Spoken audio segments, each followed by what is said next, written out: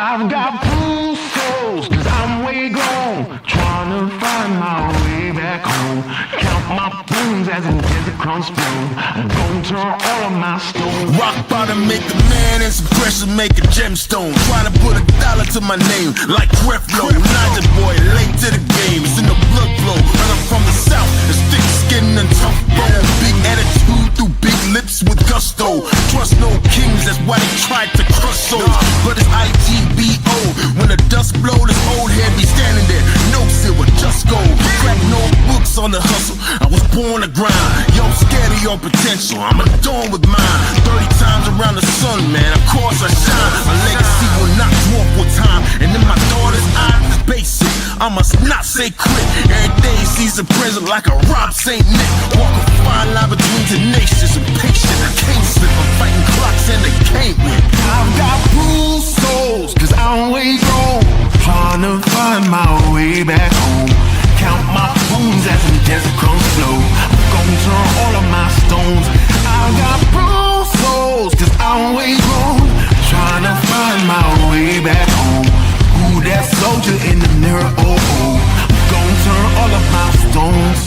Impeccably I flow, hardest raps you know, breaking status quo, reaping what I sow, artistry like Van Gogh. Get it from my mama, hip so thick that I need tempo. Personality, spicy body banging like a bongo. Cause black women been it since Timbuktu, since Pharaoh. Sponge rollers and hot combs, lips, cheeks and brow bones. If you ain't for the culture, then please stay out of my zone. These little dummy rappers could never grace my headphones. See, I'm from a place in space where ain't no storytelling, you just had to have been there. If you want the battle, ain't no problem, say where. I got so much experience, I can't even play fair. But I'ma keep evolving and growing and hurting feelings and showing you need endurance to go in. I got mileage on this pen, I've been busy cause I've been out here schooling all these kids. Took 3 decades to have this glow up that I did. I've got bruised souls, cause I'm way gone, trying to find my way back home. Count my bones as in desert crumbs flow. I'm gonna turn all of my stones. I've got bruised souls, cause I'm way gone, trying to find my way back home. Who that soldier in the mirror? Oh, oh. I'm gonna turn all of my stones. Turn all of my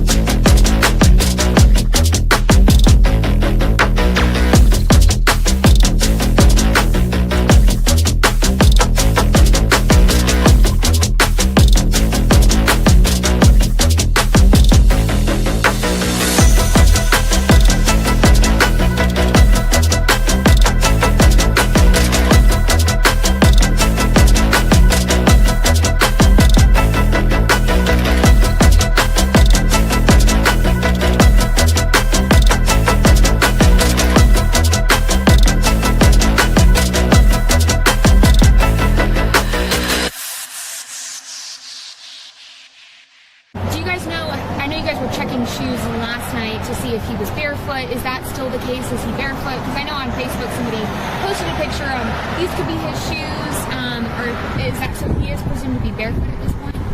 What I can say is that his mom says all of his shoes are accounted for at the house. I'm not going to say that he's barefoot. All right. Allegedly! Hello everyone and welcome back to my channel. This is Lady Freedom here coming at you with another raw narrative. Here's a brief disclaimer for tonight's show. Let's watch. That's ignorant!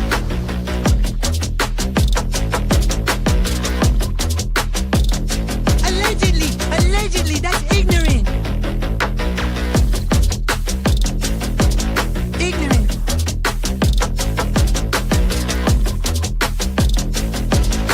Judgment, Aslı. Chloe, you read my thoughts.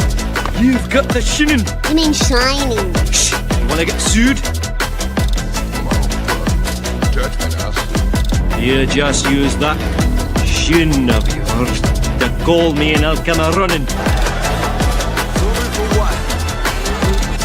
But don't be reading my mind between 4 and 5. That's Willie's time. Hey, yo, boss. I love him when he does that.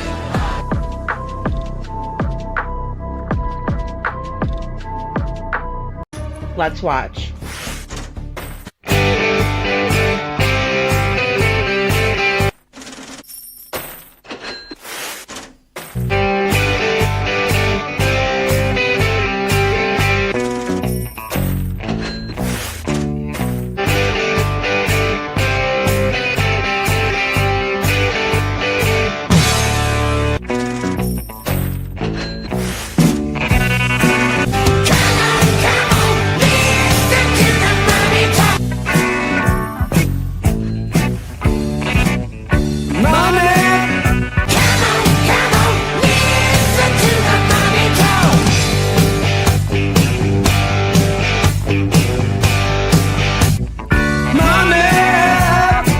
Don't get me back to good bullshit.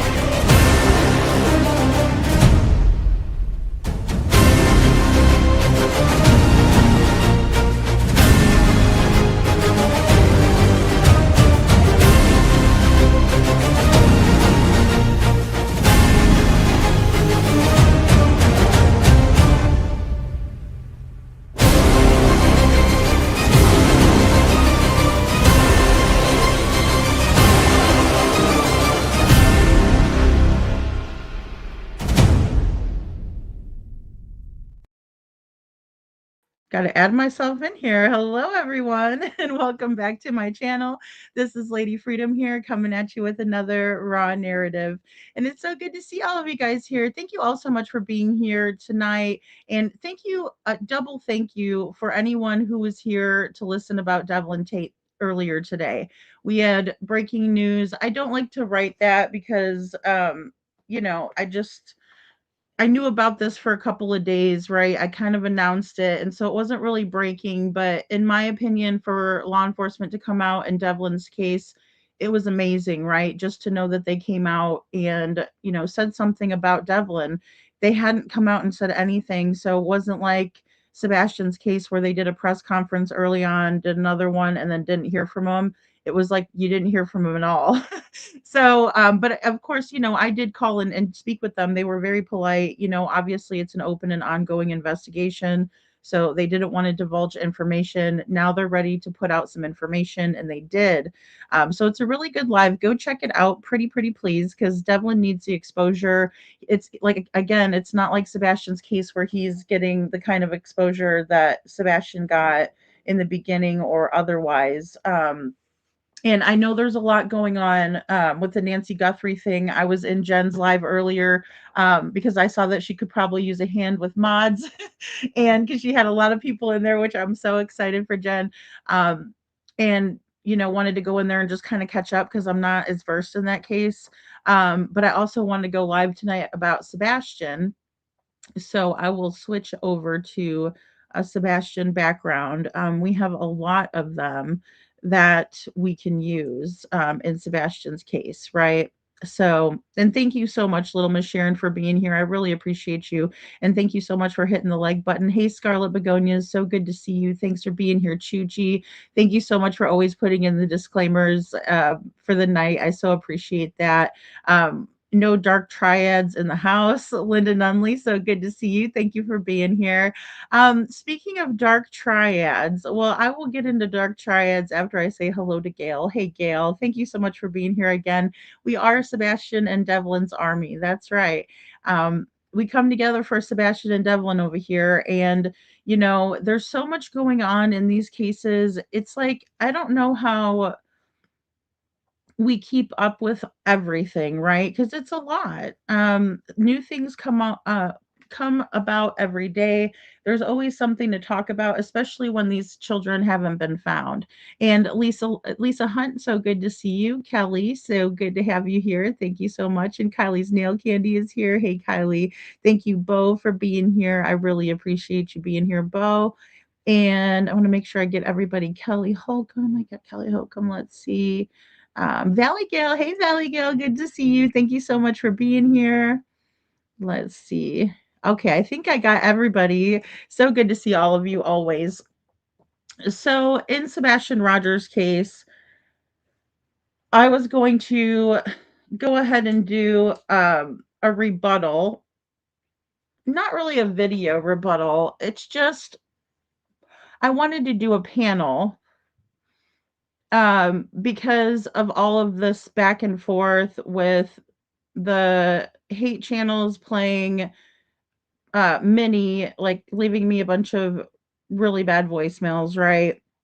And I had taken so much time to rebuild the channel and the community after that happened that I felt like I was on the defense again. Like I should have a panel of people that were involved in it and they can talk about how it made them feel, because behind the scenes I know it made people feel a certain type of way depending on the person, right? And so I wanted to make sure that I took time to talk to everybody, make sure people were okay and that they understood that it's not the same kind of community that it was before. So I wanted to have a panel, and then I realized that there were two people out of the four of us that didn't really want to come up on the panel and talk because they had been so badly doxxed and just harassed and just treated really badly. And so, you know, I wanted to make it to where if they felt like they wanted to come up and say something about it, that they could, right? And because of this dark triad behavior, right, that we're dealing with, um, sadly, they didn't want to join the panel or talk about it. So I understand that completely. But I had a post, and I think it was two videos that they took down because they didn't want the truth out. And the more that I thought about that and the way everybody else was feeling, I don't mind bearing the brunt of the fuckery. So I'm going to put out a video but it's probably not going to be anytime soon because again, I'm always going to go for the true crime cases and updates that are in those true crime cases over someone who is just looking for content. And that was a really big deal for people too, is that they didn't want to be used in a negative light for content or doxed by the hate channels because they talk about doxing and they're trying to dox me, but the information that they have is incorrect. And so I don't have any felonies and I'm not a boyfriend girlfriend relationship because I'm not married with a guy named Nathan Smith or whoever Smith that they had put up because I didn't have a chance to watch all of the fuckery that was happening until I had a day off, you know, but I also wanted to take that time again to talk to the people that were involved and the people that were that their names were being brought up um and I just don't feel like if everybody doesn't want to come up on the panel, it's got to be all or nothing. In my opinion, it's not fair for two people to be up here talking about what there were four people involved in it, or whose names were brought into it. And I just want to do what's right in that situation because I really feel like um I've been put in a really negative place that I don't think that I deserve to be put into, especially when I was put through the kind of harassment and stalking. Like, they don't have any proof of me doing that to them ever. And they certainly don't have proof to take down my videos. So I'm trying to work to get my videos put back up. But Forever Nikki's Mom or Crime Chronicles, whatever she's calling herself these days, on YouTube has decided to take my videos down where I'm telling the truth.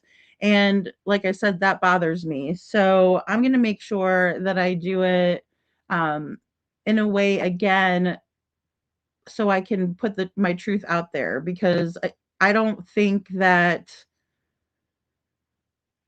I deserve to be put through that. I don't believe my mods were deserving of that. I have all of the mod chat when people entered it, when people became mods, all of that stuff with my mod manager. It has been my mod manager from the beginning. And that's Hey Jude. And, you know, she's always been here for me. And again, I just don't want it to be a situation where um I put somebody in danger, like in a dangerous position. And so but I want to make sure people are aware of what happened to everyone based on the receipts that I have. So that way, if somebody wants to believe that I'm a felon, they can believe that. If they want to believe that I bullied people around, they can believe that. But I don't think it's right um, to tell people that I'm dating somebody that I'm not. I don't know that person. I don't go for that type of person. And I'm not willing to show my boyfriend on here because I know that that's what they want. They want me to prove that that's not him, and they want me to show everybody who my boyfriend is. The problem is that I would be putting him in danger because of the people that are on here that are lunatics. That's what they're saying about me, Kylie, over there on Queen Bee's channel, who is actually a felon. And it's weird because I mean, you would think that they would be afraid of getting caught lying, but they're not. It's really strange. Yeah, they twist a lot of things, and that's why what they're trying to do is get me to prove who my boyfriend is, and that's why I'm not gonna, say it, or I'm not gonna do an expose on my personal life. Like, I think that's really boring. I think the number of people in chat right now speaks for itself. That you guys would rather hear me talk about Sebastian, but since I have to defend myself, against these idiots. And this person is using my likeness. So when I let YouTube know that, they're probably the ones that are going to get in trouble, instead of my videos getting taken down. You can take down the truth as much as you want, but it's not going to stop me from talking about it. And it's not going to stop me from bringing it up when there's fuckery involved with Chris and Katie. I believe that these two people, in my opinion, lied. They created a whole ass circus, and they're behind 100 million% of this fuckery that's been happening in Sebastian's case. I understand that people are probably so sick and tired of hearing about it, but I mean to tell you, they have done everything in their power to make Sebastian's case a joke. So much so that, we all have fun with it to a certain extent because we got Proudfoot, who's a complete moron. He talks about, getting a hold of the postmaster general, which is the dumbest shit I've ever heard. Even if you're having issues with your mail, the people that are working the counter are sufficient to take care of that, right? But it's always the proud feet are the victims. They don't talk about Sebastian being missing. They talk about how other people are talking about them, right? And that's always a big problem because Chris acts like he's some sort of a big bad guy, but yet he's never out there advocating for Sebastian in the way that you think that he would. He's also been in the Navy, and so is Katie, and they are supposedly people who wouldn't leave a comrade behind, right? You're taught not to leave those people behind, but yet they're leaving their own stepson, Sebastian Rogers, behind. And Sebastian deserves a hell of a lot better than that. A hell of a lot better than this little, piggy down the lane. I don't know if you guys have a chance to look at Psalms. I shared their video tonight. They're a great channel. And if you want to go over there and check out the true corruption in Sumner County, I implore you to go over there and I shared the video tonight. The connections that were made were stellar connections, right? I can see where this is tying into. And I do appreciate the hard work and time it took to go over all of that. Hello, Sparky. And so definitely go check this video out. I should have tagged Seth in it. I didn't think about it. But yeah, the Proud Feet are absolutely playing a game, and they've played a game from the very beginning. They've enlisted these morons, right? These people are not smart. These people, the people that went after me, you guys, all I had to do was take their videos, go to the transcripts, right? Like at first I was like, how do I get it to the judge? And they said, do a thumbnail, a thumb drive. And so I get it on a thumb drive. I go to put it in. They're like, no, we need the transcripts. And so I said, oh, so they give me a thing to do the transcripts, right? So I have to fill that out again, do the transcripts. And that's what got me a restraining order because of the foulness that these people were doing and videotaping themselves while they did it, right? And then all I had to do was give them the link so they could see what they were doing. And they absolutely came to my house, like by where I live, right? And I've never complained about this person's videos. I've let them keep this stuff up because I know it's not true, right? If I knew it was true, I would probably, try to work to get it taken down too, kind of like these people did to me, right? And it's fine. It's not going to make or break me, right? The fact of the matter is that my boyfriend makes well enough money because he works his ass off and he pays all the bills here, right? Would he like me to make more money? Of course. But just because you try to take money away from me because you don't want the truth out there, it's not going to make or break us. Because he makes more than enough to take care of us.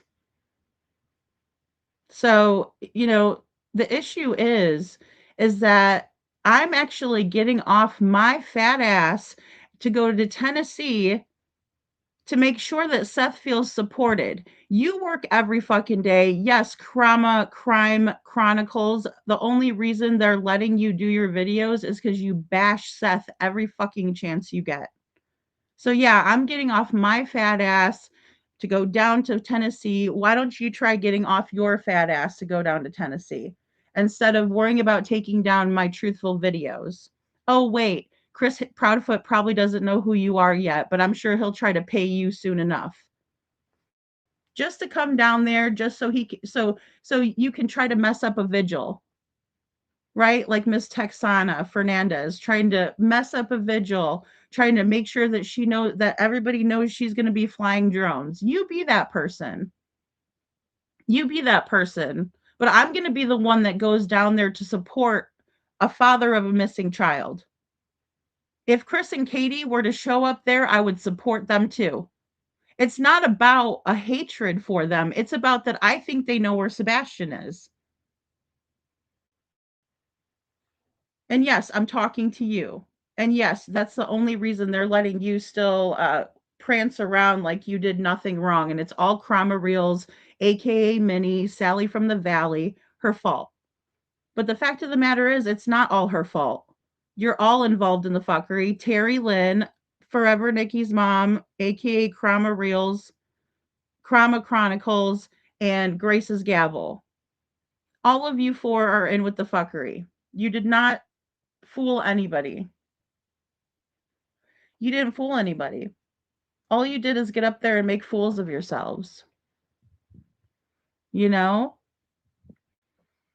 Yeah, Sparky. But I mean, I make enough money on my YouTube channel to do my own little thing and to, try to get money together, go to Tennessee and things like that. Because I do like to be on location. I do want to support Seth. I think the more people that show up that are not from the area, it'll bring people from the area that will show up because a lot of people are scared.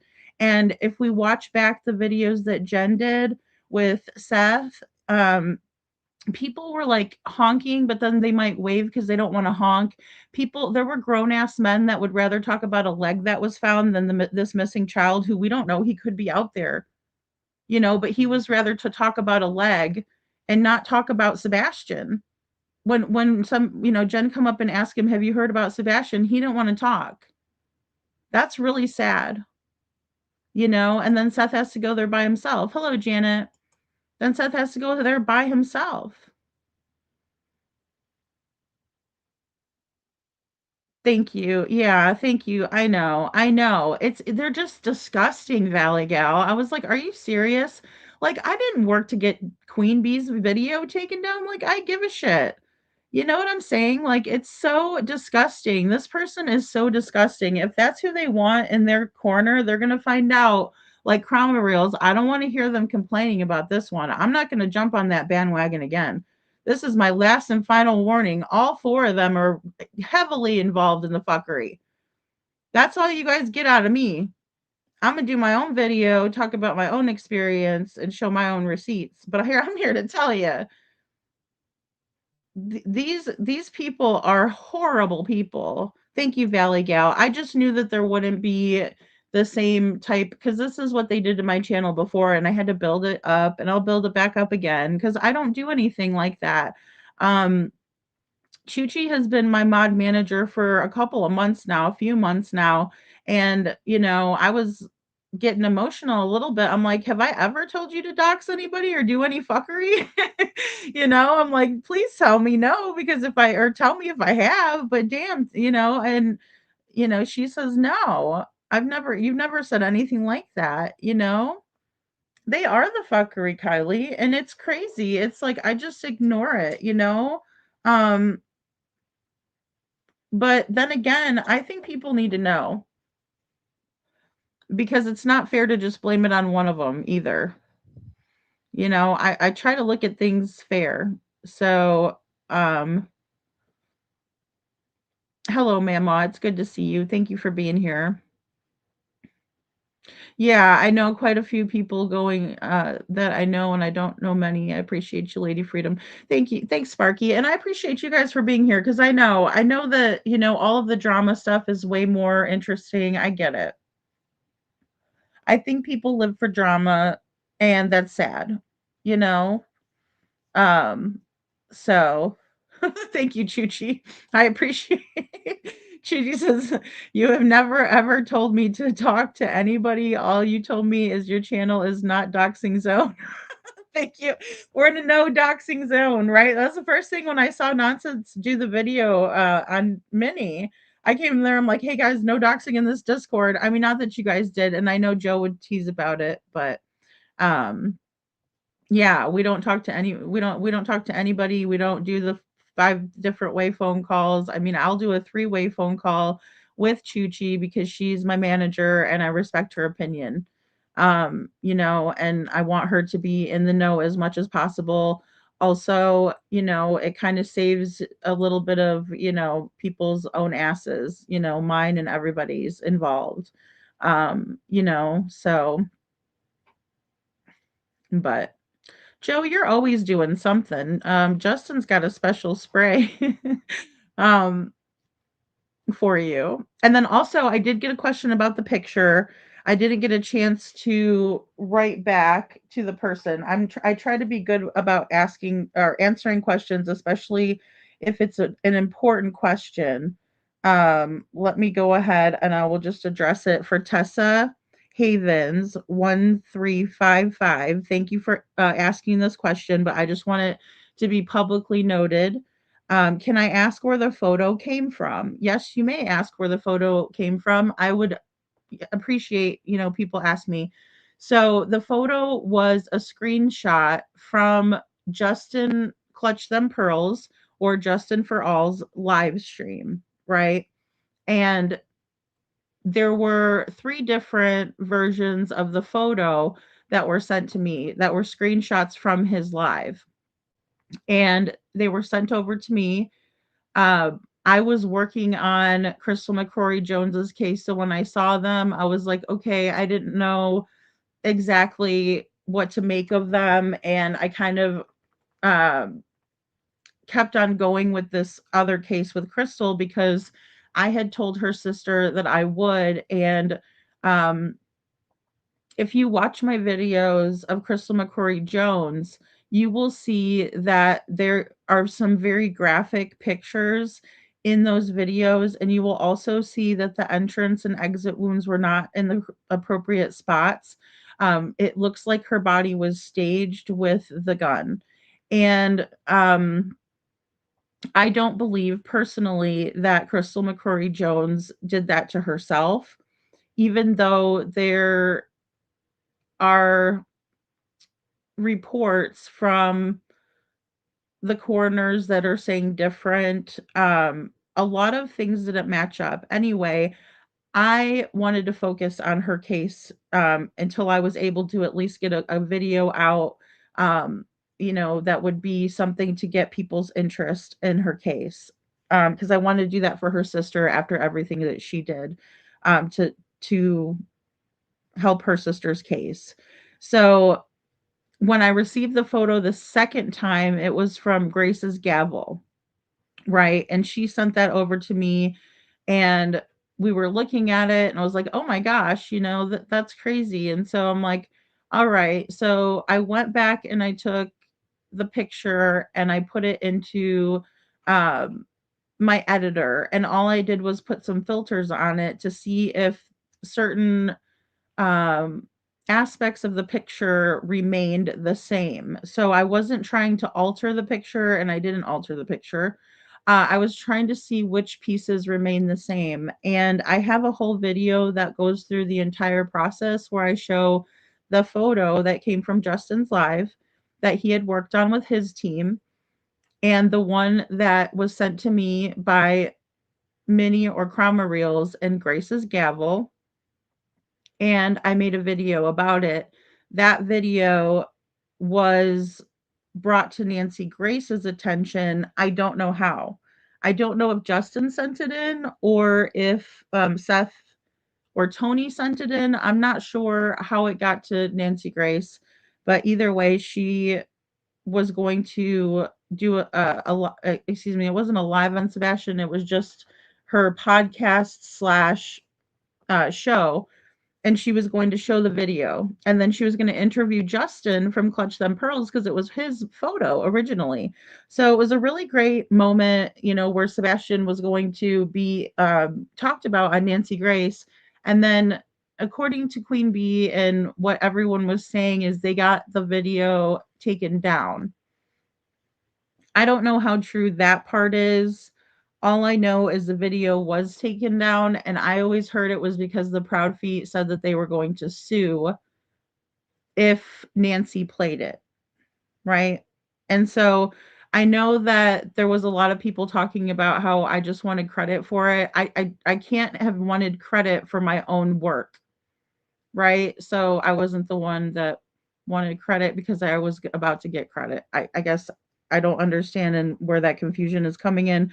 But then again, we're not dealing with the smartest people. We're dealing with morons, in my opinion. So this person says, I'm pretty sure it's from a screenshot of a video, but which one? I've been wanting to look closer. So again, thank you, Tessa, for asking this question. I would encourage people to look closer at this photo.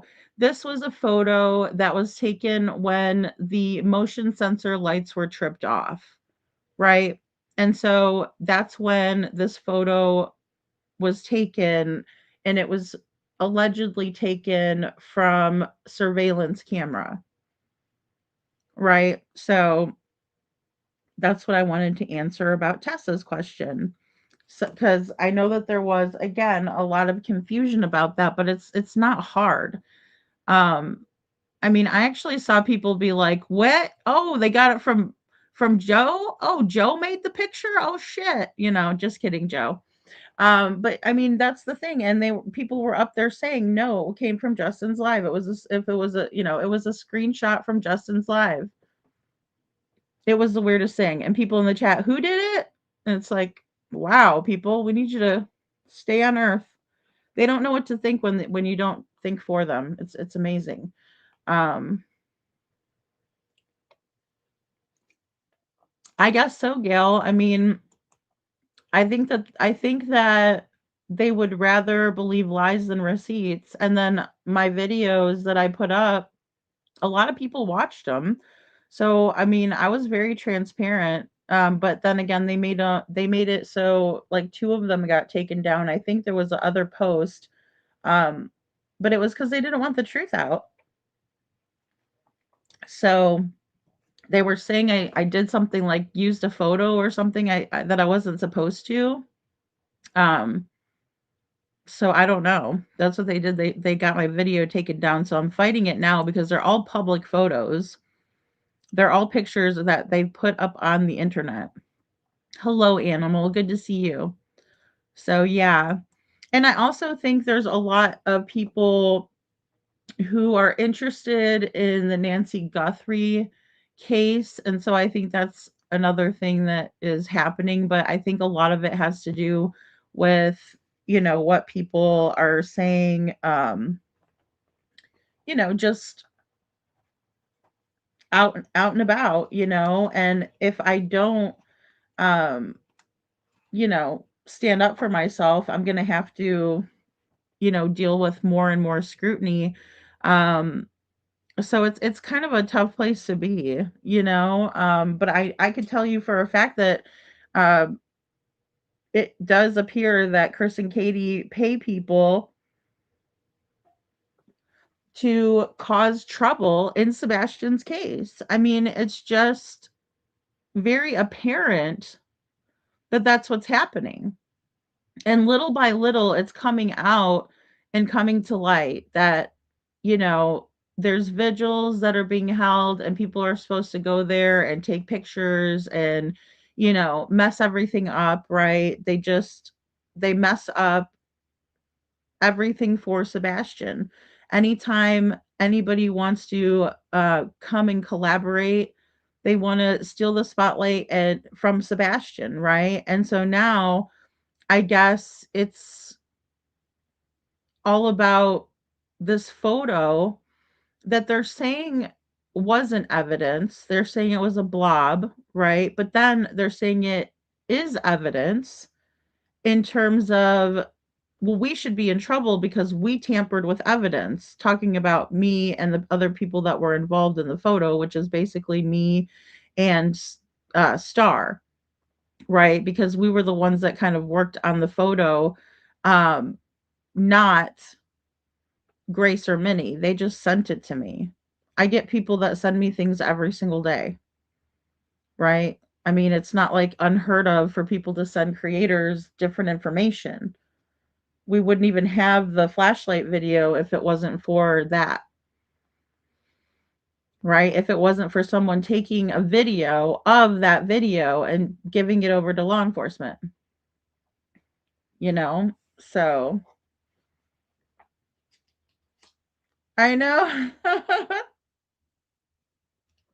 Well, Gail, that's funny you say that because I usually try to watch like one or two things, but I'll have my two phones going, just trying to catch up on everything, and that's why I went over to Jen's because I saw that she was talking about her again, and I knew that there was some new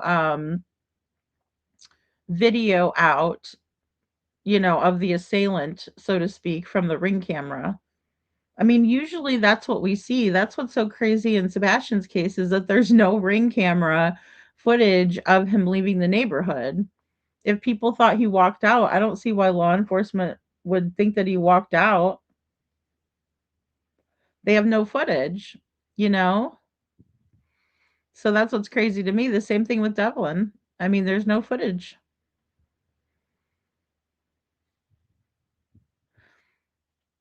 Well, I mean, Justin has still covered Sebastian's case as well. I think he went pretty hard on Jack and Lily's case, and to be honest, once I learned about Devlin's case, Kylie, I mean, I was like all in, I wanted to figure out what happened to Devlin, and I still do. It's like, once I realized that, okay, we're dealing with a really small area, there's got to be more to this, right? And I mean, we've covered a lot of different theories in Devlin's case, you know. So, but yeah, I mean, I would love for Justin to come out and talk about it, but then again, I mean, I don't see what the point is. If like, I'm not gonna say either way, really, because that's what really sucks is it's taken away. It's a major distraction in Sebastian's case, especially when it comes to his 2-year anniversary. Like, obviously, if people are going to look at it as evidence, I feel like that's positive. But if they're going to look at it as evidence and a blob and, discredit and, take away from Sebastian, I think that's really disgusting. I think it's terrible. And, in my opinion, it's definitely legitimate, or I wouldn't have put it out there. And if I didn't think it was legitimate, I wouldn't. But then again, if I put it out there and then I found out that it was something that was wrong, I would either take it down or I would do another video to also explain it, right? Like, because there's got to be a reason why we have these people that are seemingly carrying things out of the neighborhood. We have Bobby the neighbor stating that she saw a video of something being carried out of the neighborhood, but all of a sudden it's evidence, it's not evidence, it's evidence, it is evidence. I mean, what a crock of shit. It's the worst form of gaslighting I've ever seen in my life. And it's ridiculous, Um and justice needs to be served, Janet. Justice needs to be served in Sebastian's case. It's not okay for this to be going on for 2 years, and then we have this guy with this dumbass look on his face. Craddock, struggles, snuggles, it's ridiculous. Maui, let's pray FBI can help get footage from the cloud like they're doing with Nancy's case. In my opinion, allegedly Sebastian Strong. Thank you, Maui. Yeah, and I absolutely think they need to. I absolutely think that they need to figure out what's more important here too. I think that they need to figure out that all people are important, all missing people are important, and I would hope that they would put children and people who are more vulnerable in society first. I hear you guys that have said that. It is not lost on me. That's why I'll stay Sebastian strong. I'll stay Devlin strong. Yes, I'll pray for Nancy Guthrie and for Savannah and the family for a positive outcome. I feel so bad for that woman. She doesn't have her medication, right? She's suffering if she doesn't have her medication. It's very sad. But I want to cover Sebastian because he deserves it. I want to cover Devlin because he deserves it, right? And he just doesn't get the same exposure. And I know it's because he's older too. Um, that's a tough situation. Janet says the cemetery, the cars, 3 a.m., 3:45 a.m., something happening there. He might be buried there, but something went. Oh, he might not, maybe he might not be buried there, but something went in there. I mean, I think there was definitely activity, based on the lights in the cemetery. There was definitely activity 2 nights in a row, Janet. Absolutely. Yeah. Yeah, I think Nancy Grace, if I was Nancy Grace, I would honestly, and I know she's kinda held to the network, but I think she should have came out and said something. I mean, they could have just cut the segment out with the video. It was short. It was really short, you know? So, yep, both nights, yep. It was on the 20, it would have been the morning of the 25th and the morning of the 26th, Janet. Sorry. Because I know it's kind of, weird, like we say it of a night because it's dark out, right? But it was actually 3 in the morning. So 3 in the mornings on the 25th and 3 in the morning on the 26th because it was just starting the day.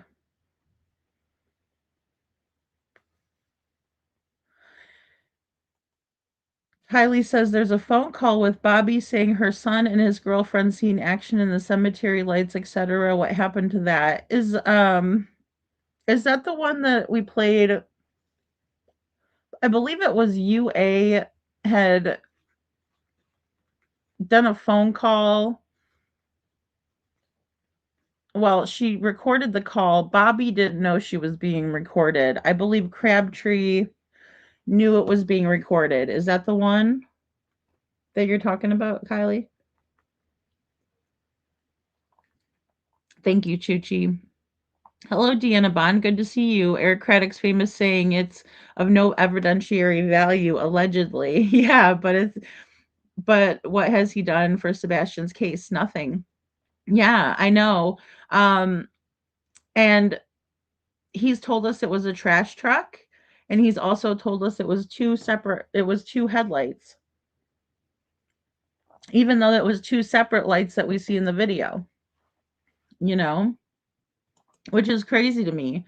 Um, that all the kids deserve to be told the truth, and about their stories too, and not be silenced. And there's so many kids out there that just don't get reported missing at all. I think it's weird that Katie reported Sebastian missing so quickly. Um, but then again, you have situations where people do report quickly. Um, it just seems very staged and rehearsed, in my opinion. So yeah, it has been a ride from hell, Kylie. But every time I think about how bad it's been for me, I can't imagine how bad it's been for Seth. He's had so many snakes come right up to him and, cuddle up and act like he's their friend, and you know, they turn around and do dirt in this case, because Chris Proudfoot gets a hold of them. We've not had a lot of people stand their ground against Chris Proudfoot. Nerdy Addict is one that stood his ground against Chris Proudfoot. And I applaud that. He showed receipts. He came in and said, "No, Chris, this is what you told me," and the guy got a lot of flack for it. Anybody that's any good or worth anything in this case will be attacked. And it's not for any reason of your own self. It says more about them than it does about us. We know the Proud Feet lie. We know that they created this circus, right? And it all goes back to them, even though they try to push it towards other people, you know? Yeah, and the thud is a big thing, Janet. The thud is a big thing, you know?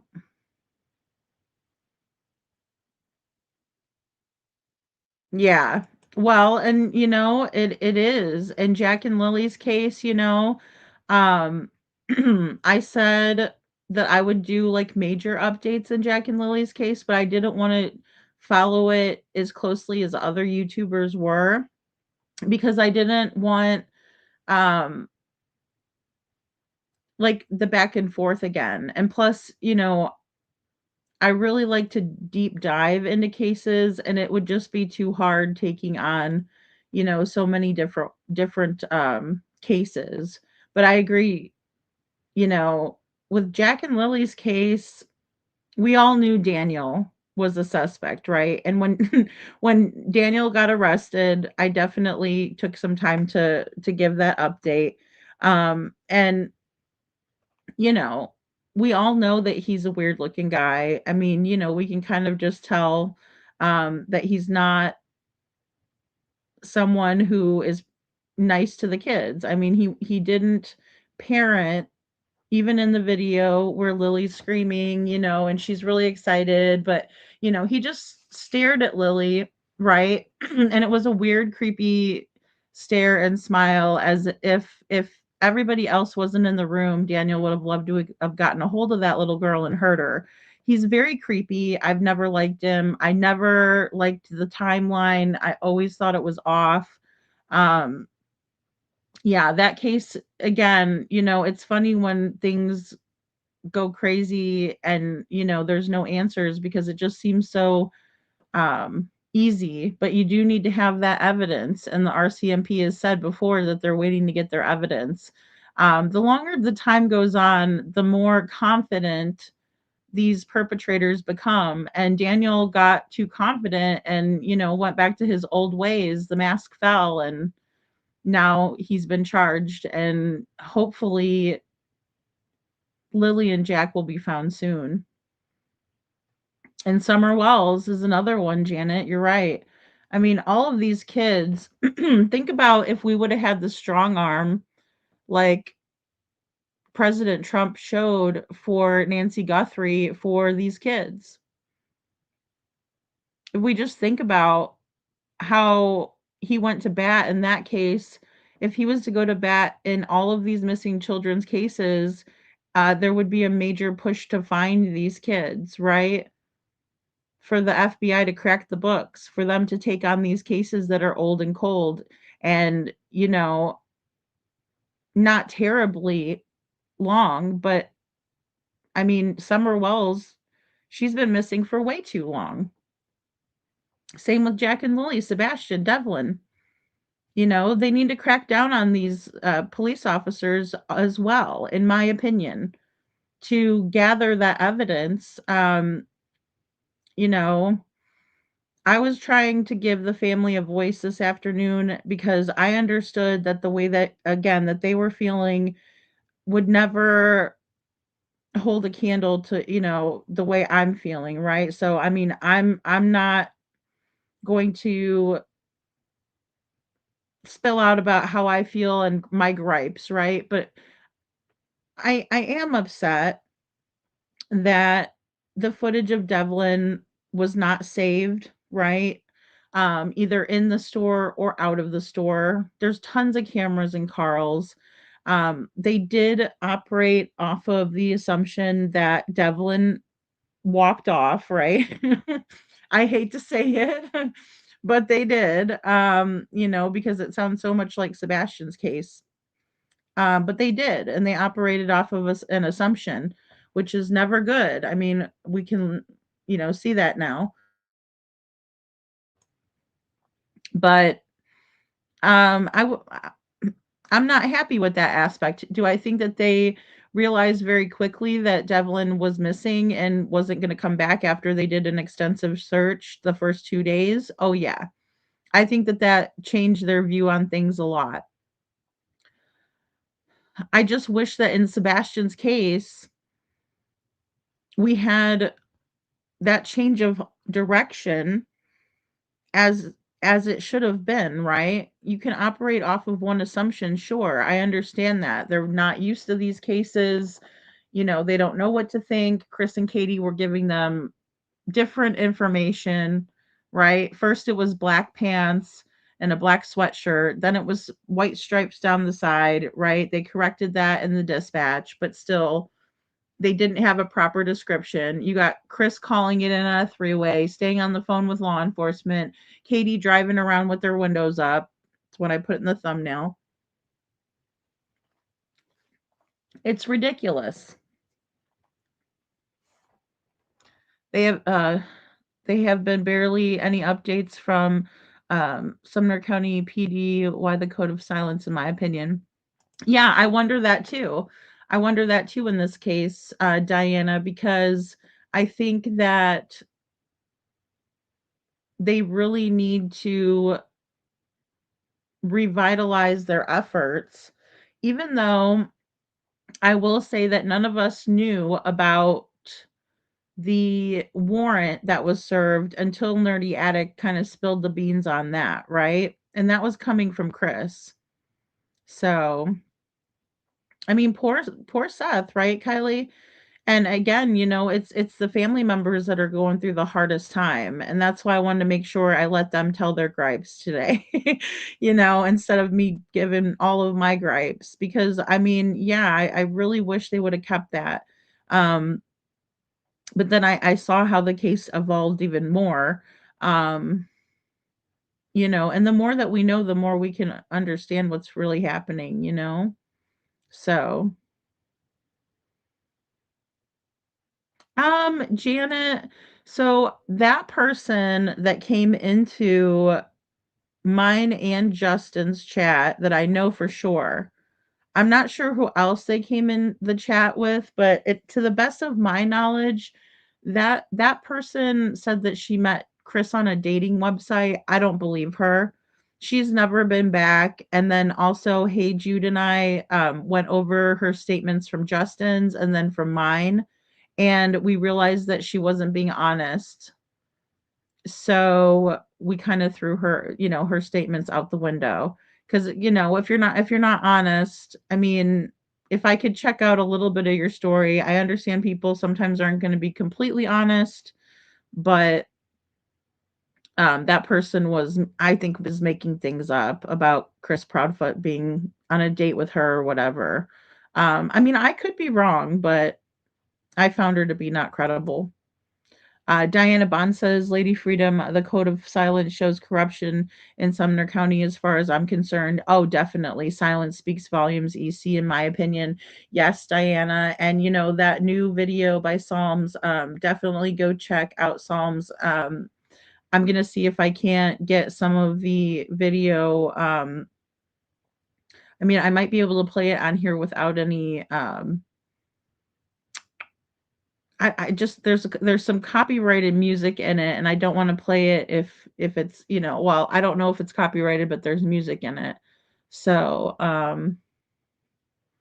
as far as I know, he had a truck. Last I knew, he had a truck. I do too. I think Justin's honorable. I do. Yeah.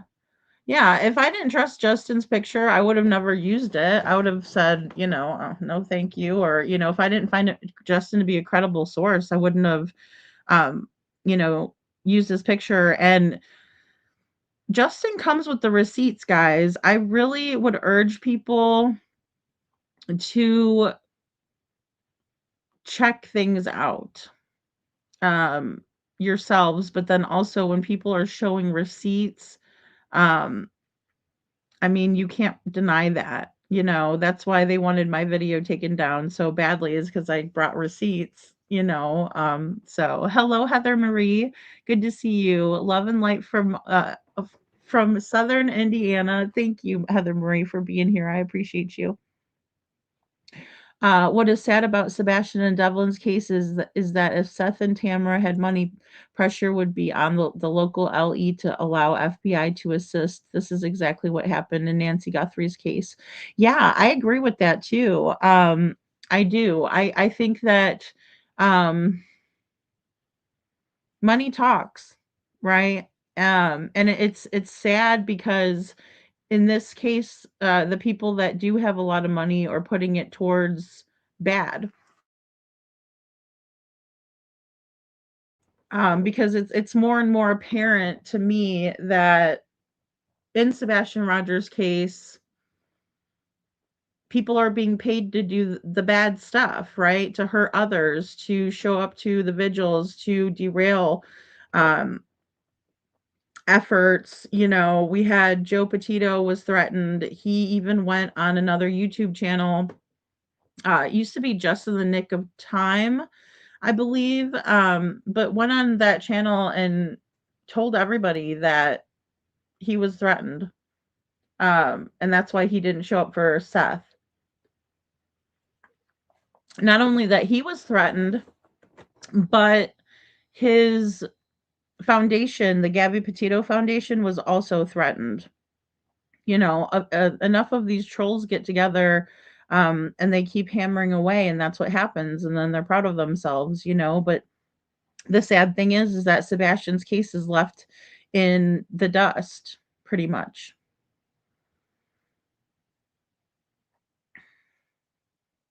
Yeah, I mean, I know that there was some professional cleaning done, and I don't think that their vehicles were ever processed, to the best of my knowledge, you know? So Ryan Finds Truth is currently mapping all 60 missing kids in East Tennessee. Sorry, 600. Oh my goodness. Sorry. I said 60, and then I'm like, wait a minute, there's an extra zero. Um, Ryan Finds Truth is currently mapping all 600 missing kids in East Tennessee since 1986 to now. Wow. He says there's a very big number who are connected. You know, I wondered about that too, Kylie, because like I said, I did look at connections between Chris and Katie and Summer Wells's folks. So Candace and Don, and then Sebastian being in that kind of like a hub area, right? Because if you look on the map, and I think it's really smart that this person is mapping that, um, you know, there's areas and connections that go to mob ties and different things that, you know, people trafficking drugs and all kinds of different things like that. So it's very likely that he will find a lot of connections.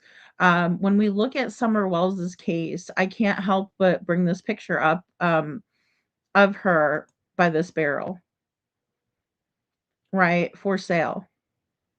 And she had the barrel knocked over when Chris McDonough came, and that's all of Candace's dumbass looking faces that he not all of them, but you know, might as well have been. You know, there's quite a few. It's a montage of Candace's dumbass face, right? But I also did research and a couple of live streams about the Chris and Katie using Don and Candace's playbook, right? To pull off and to distract. And I feel like Don and Candace did this and created a circus in Summer's case as well, you know, because they would do stupid stuff. I mean, Don was on, you know, Josh's channel talking about I sit down to pee. And, you know, Candace was saying weird shit in the first interview with Chris McDonough when they went to the watering hole. You know, it's just, it's the fuckery that's created by the parents when the parents aren't taking the case seriously. It's very sad, one, but it screams guilt to me. It screams guilt to me when I look at that's from Candace and Don's first interview that I changed my background to. Candace and Don's first interview, and that's Katie and Chris's probably fourth interview, I think, ish, right? Because they were going on podcasts behind the scenes and doing craziness, right? Just stirring the pot. Hello, Holly. Just stirring the pot. Hello, KJ. Pat Brown said the lights video would not have any evidentiary value if Sebastian was not seen on video leaving the property in one way or another. Yeah, and I mean, I think that that video is going to be a tough sell anyway because you can't make anyone out. Now, when they get close enough and they trip that motion sensor light, that's where they're going to be able to be seen because the car was parked right out front. And it was parked on the corner of Kellen and Stafford, but just, around that little curve. And it caused the motion sensor light to trip on and off again as because of the headlights, in my opinion. And so I can't get that part out of my head. Also, Bobby the neighbor saying that she saw something being carried across. I don't know why Bobby would say something like that, other than that she was probably freaked out because of things going on in her neighborhood. But then again, she was silenced as well. Because you guys got to understand that anytime we have any type of evidentiary value that we add to this case or anything that is coherent and probative, we get doxxed or harassed or stalked. I mean, it's very bizarre. It's just anyone that comes clean with information. And so Bobby, retreated and then she was going over to the other side. And now I guess she's back on this side, I guess. I don't know. I'm not sure what to think about Bobby.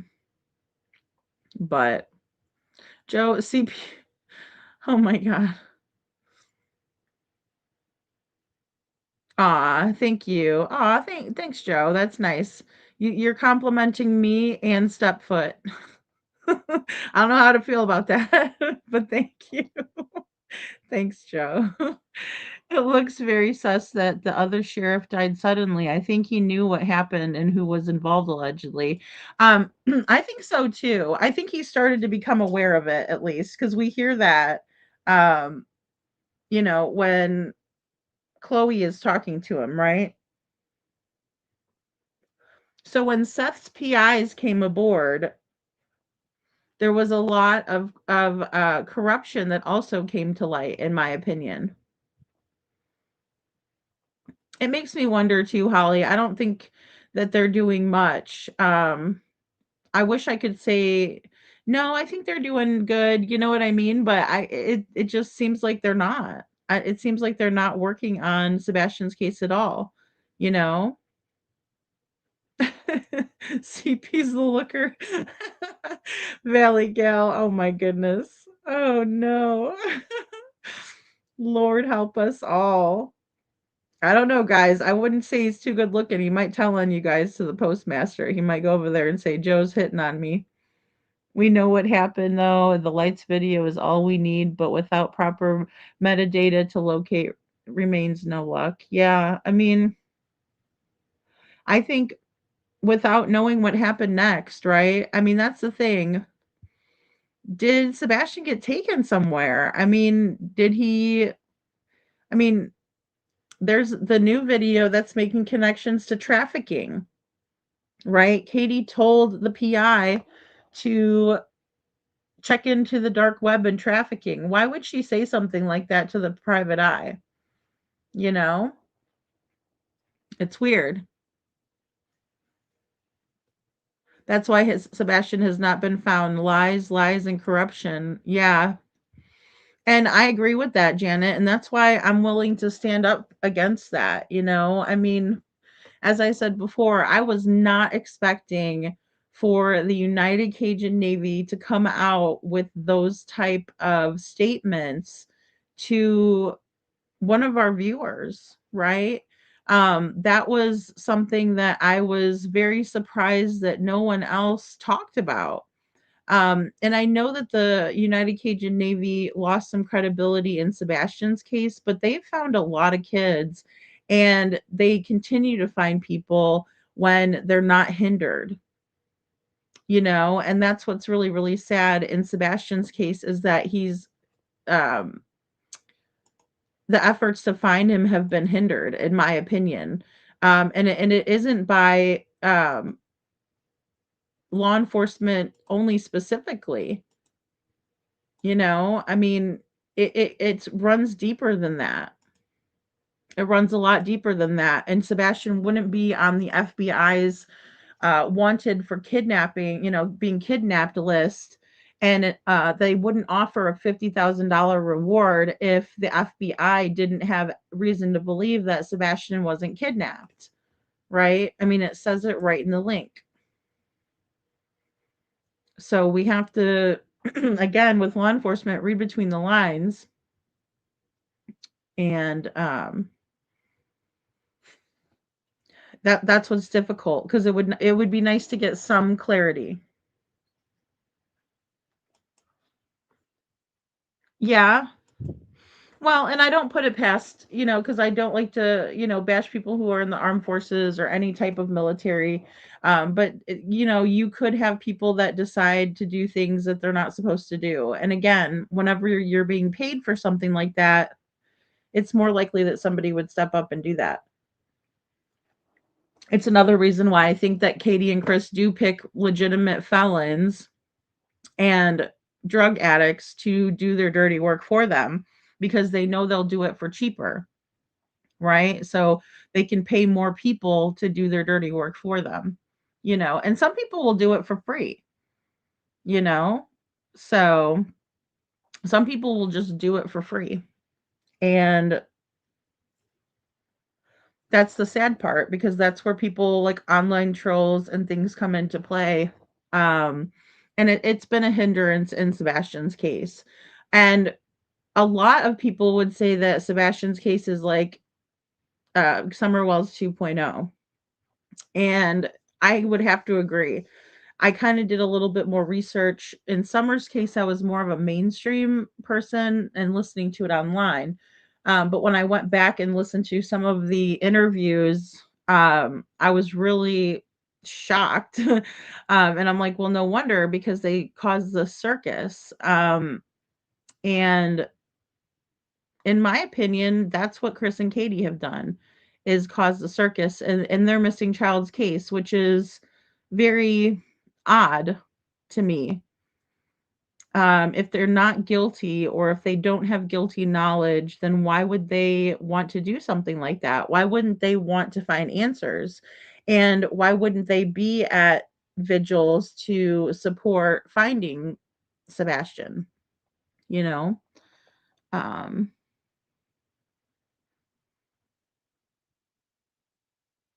CP and KP house, the cops are walking around. Well, they were in the house multiple times in the first week, Janet. I know that for a fact because that was all over in the news. So, and Kim's kiss. I don't even know what that is. If you want to join the conversation, um, you can um come back and be nice. If not, um, I don't need you in here. Like this is a no dark triad zone. You're talking about something here. I'll play you a Dr. Phil clip because I don't really feel like explaining it for the bazillionth time. So we'll let old Dr. Phil let you know. These are the people that actually are so sick, they feel good about themselves for inflicting pain. And it's something called the dark triad. They have narcissism, Machiavellianism, and psychopathy. And there's something called Schadenfreude, and it's when you are, joy is derived by someone from another person's misfortune. Yes. So it's this dark triad. These are people you don't want to meet in real life. No. They're ugly people, and they will go virtual to real world sometimes, so you've got to be careful. Yeah. You're not. And there's been a lot of actual psychological research into these people.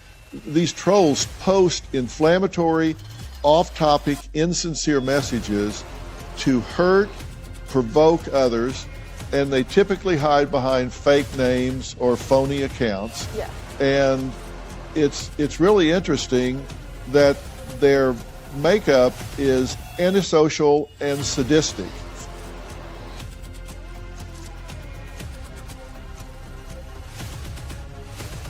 Antisocial and sadistic. Antisocial and sadistic. Bye, Kismet Kissies, whatever the fuck your name is. Buzz off. I love Dr. Phil. He's all talking about how somebody's in the dark triad. You're bald. You can suck a pencil. But you want to bet Kim is bald and needs to go suck a pencil. Oh my goodness. Yeah, then that's Balin. I love Balin. You know, I can't imagine what some of these influencers deal with on the daily. But that was two beautiful influencers that get trolled by these nasty little fucks. It gives them a trollgasm. Now that one just went back and she went and told everybody how she got kicked out of Lady Freedom's chat and she's excited for the day. That's her joy, right? They're sadistic little psychopaths that run the streets of YouTube because they've been rejected by society. Because most people on the daily do not act this way, right? Like we act with respect towards people. I do anyway. I'll be in Walmart, excuse me. You know, I don't try to just bulldoze over people because that's an evil person that does that, right? Hello, Poppy Love. I try to make people's day better when I see them, not worse. Don't be a bully, guys. Don't be on the dark triad. So anyway, again, whenever there's an intelligent conversation, you will have these weirdos trying to come in and derail it. Not today, Satan. Not today. I just love the dad, the Wayans brothers dad, you know, from Friday, and he's in the bathroom. That's how I feel when those trolls come in. I feel like we gotta spray him, you know, spray him down. Stinks all of a sudden in here. I'm like, what is that nasty smell? Oh gosh, there's a troll. Oh my goodness. So yeah, but very many similarities. So I'm interested to hear if this person has any connections with Sebastian, and I think and Summer, excuse me, because I think that there could be maybe a connection. Look, I think that Sebastian could be out there somewhere. I think that he could have been met with foul play with Chris and Katie the way that they are. Um, in my opinion, they're not good people. Again, I wouldn't put it past either one of them. And for the longest time, I figured Katie wouldn't, you know, be that one, you know, to hurt her child. As time has gone by, and the more interviews that come out that we hear Katie showing her true self and her true colors, it makes it more believable to me. You know, the 911 call, the non-existent one, right? They didn't call 911. They did a three-way call to the sheriff's office, right? Um, Katie won't talk to anyone by herself because she doesn't want to get caught lying, right? She doesn't have her wingman, Chris, right there to cover for her mistakes or to make something crystal clear, right? Bye, Felicia. Choo choo. Bye, Felicia. This is a no triad, dark triad zone. But yeah, so I mean, I think Katie has slipped up so many times. It's not even funny. She really has. We have going out we have going out to search for motorcycles when your child is missing and there's a vigil, Katie. You know, we have Chris running up on panels playing the man card. You know, we got Chris and Katie allowing for Sebastian to be bullied by his own family. um you know, Sebastian deserves justice. um you know, there hasn't been a whole lot of justice served in Sebastian's case, in my opinion, right? And the unfortunate part about that is I don't think that we will see a lot of that until we stand up for what's right. And I'll change my background over to my investigation board. And we're not going to stop investigating it. I think that the fact that Sebastian has been missing for 2 years, we have no leads, right? We have no video camera footage of him leaving the neighborhood besides these 3 a.m. lights, where you can clearly see that it's two independent light sources moving through the common area, the grassy area. I mean, I think even some parts they were in the ditch, but I think that there's a lot of, like, rocks and unstable ground in the ditch, so they'd have to be a lot more careful. If they're carrying something through the ditch, it's gonna be even worse, right? Um, but then again, they're used to and trained to carry people out of combat situations, and also on recovery when Chris was talking about how um, he cleaned up after the tsunami. So, thank you, Heather. Thank you so much. Heather says I'm only 40 minutes in, trying to catch up, but I want to say thank you for not giving up on Sebastian. He's the one who brought me over to true crime. He will get justice. Amen. Thank you, Heather. Thank you so much for being here, and I appreciate you saying that because I know there's a lot of people that Sebastian has captivated. He's captivated an audience and um you know, I just appreciate everyone coming over to listen about Sebastian because I know that there's a lot going on, you know, in terms of just world events in general, and I think that it's very sad what happens in missing children's cases. Um, so do you think the flashlights from house towards the common area behind the house and then flashlight back? Yeah, I mean, I think so, Poppy. I mean, I'll tell you, if I look at and I do have a cleaner copy that I got. I was looking for it and I thought I saved it, but then when I was going over some videos I had to erase, I went ahead and I found a video from Nisi Marie that she had sent over to me. So I wanted to play it, but I didn't have it prepared for tonight. I went a little bit longer on Devlin's than I thought I would, but there was a lot that we needed to go over in terms of that update. And so, but let me look really quick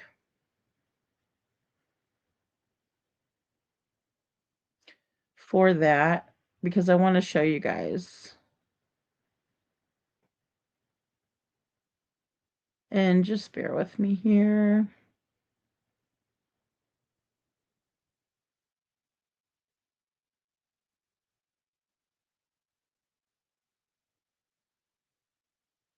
Let's see, Eric Craddock. Sorry, I want to make sure I got the right one.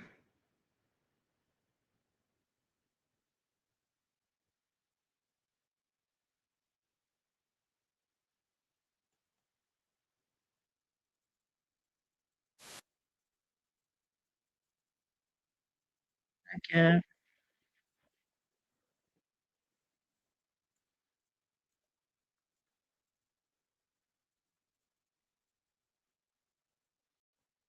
All right, so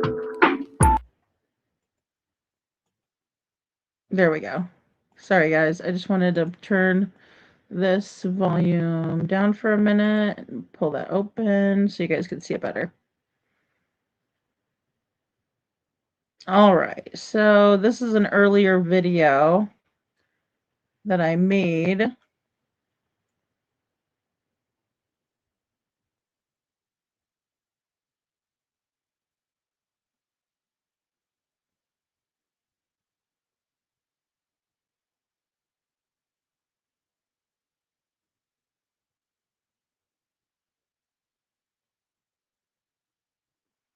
I thought this was the one.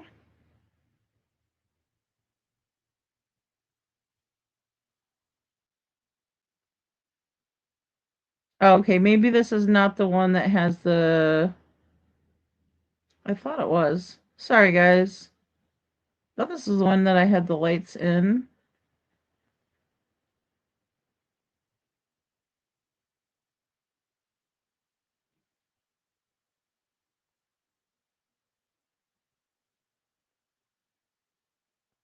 Okay, maybe it's the one after this. I apologize. Give me 1 second.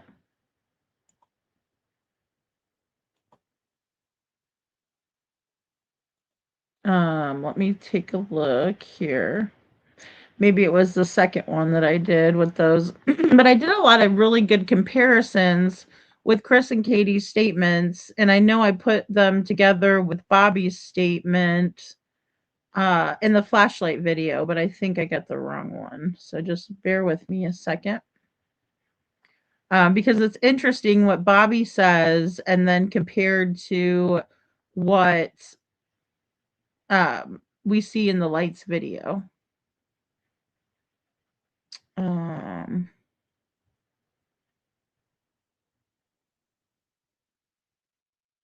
Oh, that one's got, okay. Okay, featuring Bobby. See, I thought.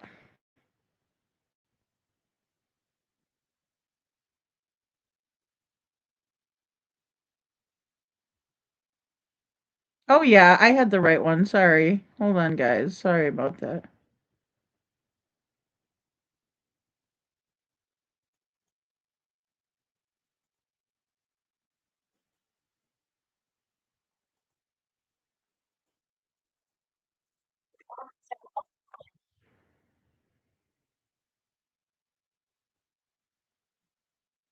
Okay, I don't think we're far off, so I'm just going to go ahead and add this back up.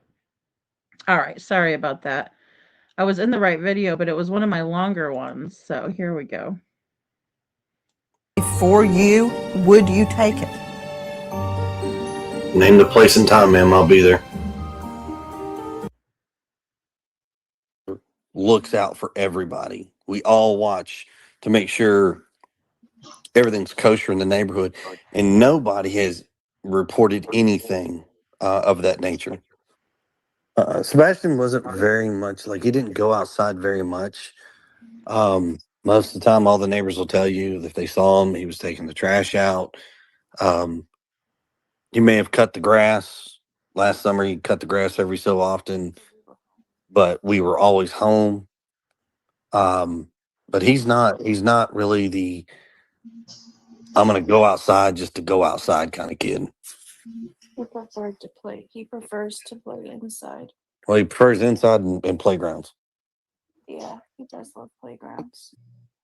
Gotcha. Yeah, and they just say to themselves, and nobody really even knew them. I didn't even know that the original owners sold their house, and not because we don't, our neighborhood is just a real quiet neighborhood. Everybody kind of stays to themselves, except for, if you need something, or if a dog, a pet gets out, or if somebody goes on vacation, hey, will you watch my house, that kind of thing. But we don't really, unfortunately, I think everybody's just have busy lives and stuff, and we just don't know. I mean, like each neighbor knows the neighbor next to them. Like I know all the neighbors around me, and I know a lot of their original neighbors that were there from day one, but I don't know the ones that have moved in over the past 5 years.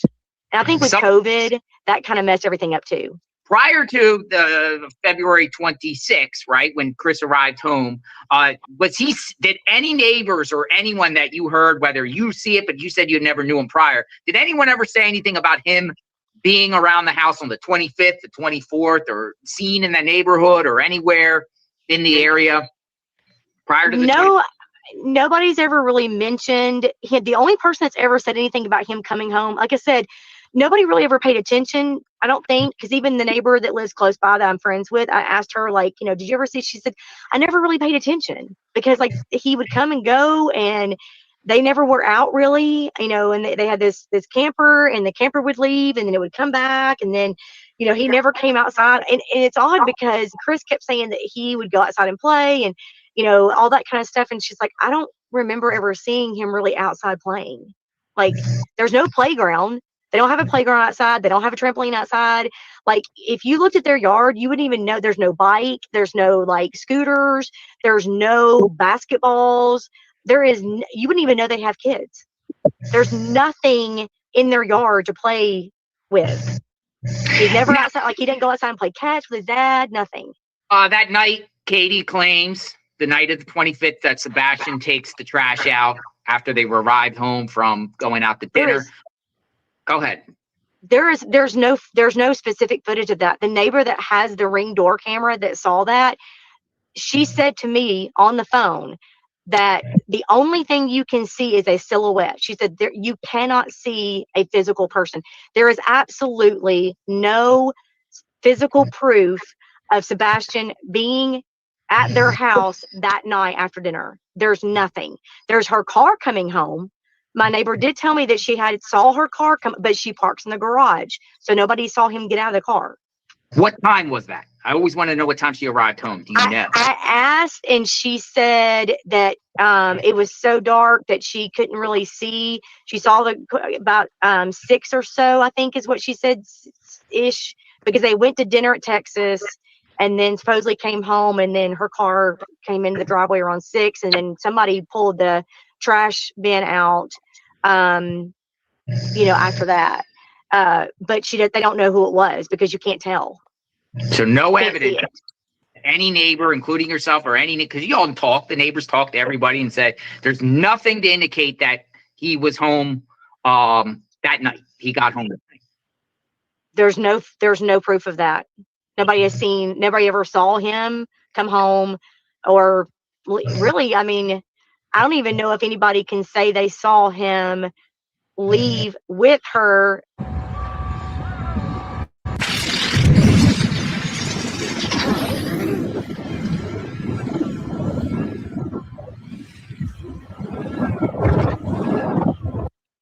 I mean, okay, so I just wanted to stop that, and so you guys could hear that, because also we heard from the other neighbor who has the Ring camera across the street that said that Sebastian had gotten out on Saturday and he went to the front door, couldn't get through the front door, so he went in through the garage instead.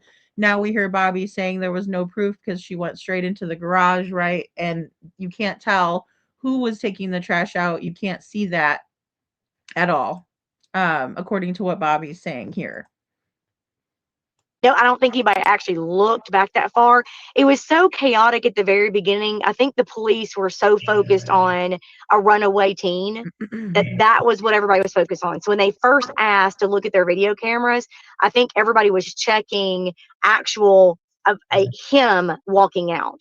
But there's no proof of him physically walking out. The surprising development in the search for 15-year-old Sebastian Rogers, who's been missing for 18 days. An exclusive look at new video evidence. Authorities have scrutinized home security video from that Hendersonville neighborhood, trying to learn what happened to that teen with autism. Now you can take a look for yourself. Our Nick Barris obtained video that appears to show two people near Sebastian's home the night his parents say he disappeared. The video you're about to see is from early Monday morning, February 26th, around 3:10 a.m. Now, there are no street lights in the Stafford Court neighborhood, so it is at night, pitch black. What you will see here are these 2 points of light, believed to be people with flashlights in the area around Sebastian Rogers' Hendersonville home. It is believed Sebastian left his home barefoot and with a flashlight sometime overnight.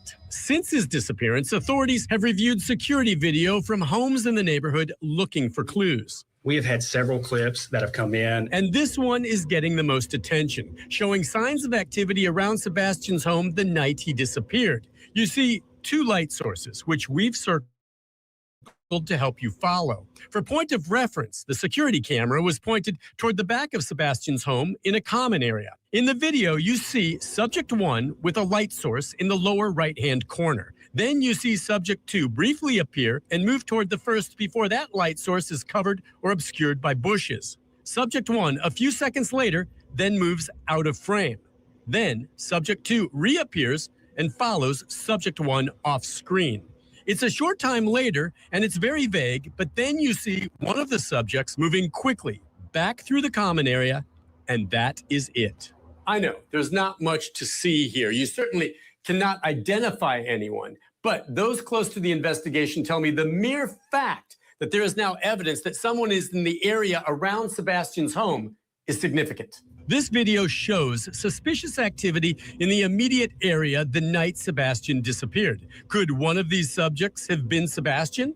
Did he meet and leave with someone? Sebastian's father says his son would not go with a stranger. It's up in the air for me because I don't think he would get into a vehicle with somebody unless he knew them. So what exactly are we seeing here? I know investigators are doing what they can to try enhancing the video for any more clues. For now, this video is now part of the Sebastian Rogers missing person file, and I'm told it could become more significant depending on where the ongoing investigation leads. Recently, Channel 5 in Nashville, they had security footage that showed 2 flashlights the night he disappeared. Is there anything that you think about this video? Or Sure.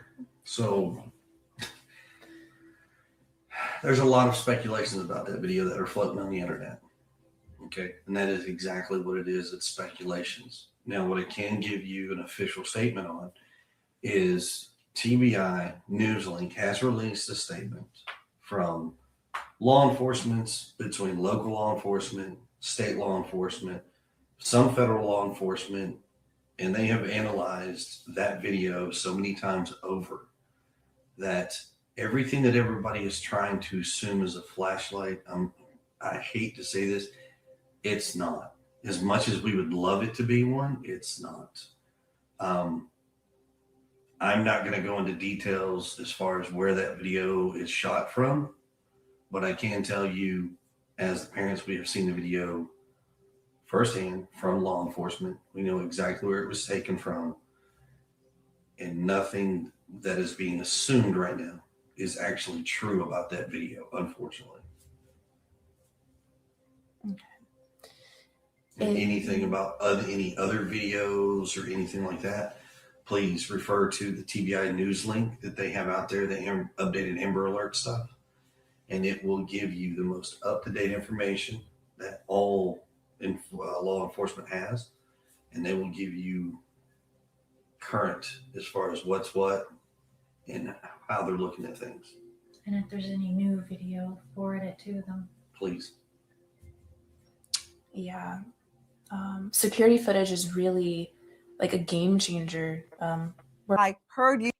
Okay, guys, so we're going to listen to and watch the response from Chris and Katie here again when they were on Nancy Grace, right? So just the different reactions to the video, the flashlight video, and, you know, I agree that LE should have stopped all the threats, Poppy, because I think that people were threatened.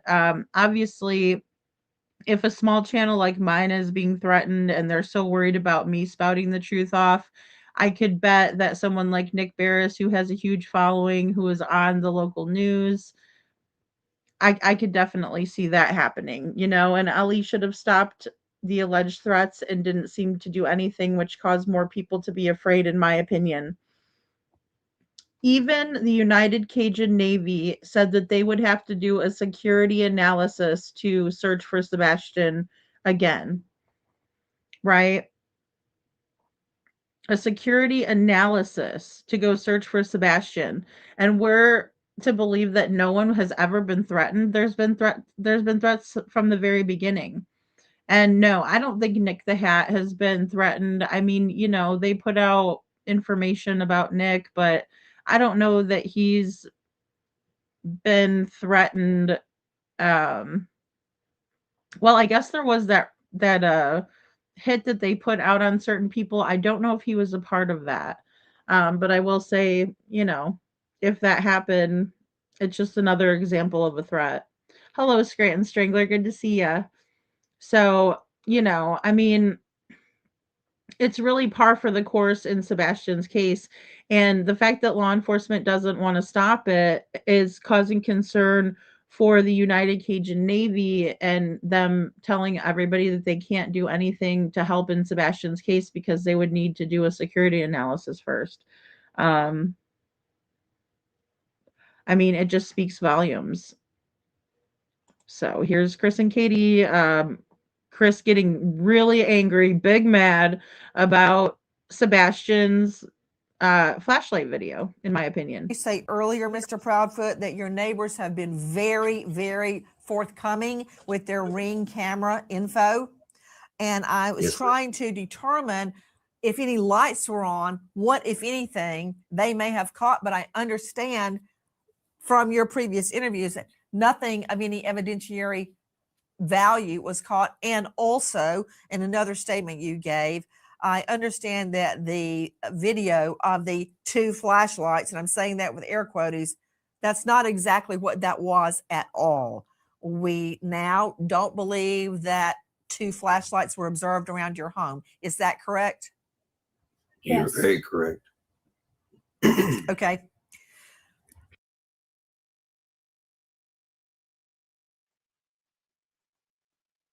And then what's with that face? What's with that face? If it's nothing, what's with the face? What, if anything, they may have caught, but I understand from your previous interviews that nothing of any evidentiary value was caught. And also, in another statement you gave, I understand that the video of the 2 flashlights, and I'm saying that with air quotes, that's not exactly what that was at all. We now don't believe that 2 flashlights were observed around your home. Is that correct? You're very correct. Okay. And that big gulp, right? That was a big old loud gulp that just happened there. Right, but you mean to tell me that there's no evidentiary value, you're not bothered by it, but then here we are a year later, and your little buddies are talking about how the FBI is gonna come after me and Justin, clutch them pearls, because he created the photo. No, it was a still shot from the flashlight video. Right? So, no. The FBI is not going to come knocking on our door because I sent it over to the FBI. I'm pretty sure Justin sent his version that I used for the flashlight, for the photo enhancement video, which I showed the entire process. So I showed the raw picture and then I applied filters to it, showed that entire process. And I sent it over to the FBI too. I sent it to Dog the Bounty Hunter, FBI, the whole 9 yards. The whole 9 yards. And if it wasn't evidence, then they wouldn't be scared of it. They wouldn't be worried about me talking about it. They wouldn't be trying to get my videos taken down. So I do believe that the Proud Feet are responsible for everything that has been going on. And thank you so much, Bo, in the Sebastian Rogers case. They don't want the correct information out. And he wouldn't be making this face and gulping like he was if it was nothing, in my opinion. I mean, what the hell is that? That's one ugly son bitch. And then it was, okay, are there any cars around there? And I was told that there was an unidentified car sitting on my street facing the entrance, somewhere around 3:30 or so. And then the flashlights were actually seen on the neighbor's camera, two separate flashlights walking in between the yard. The neighbor that has the actual footage swore up and down that there are two different circumstances. There was the car with the lights coming towards the car backed up on Kellen and left. And then about 2-ish hours, hour and a half, hour and 42 something, they're like she said, the time stamp on the video is not working. It is stuck. She said, but you can tell because it's pitch black dark in the middle of the night when the car comes down the street, turns onto Stafford, sits there for about 3 to 5. Right here, guys. Right here. This is what she's talking about. What does Bobby have to gain by saying this? She's very animated and believable, in my opinion.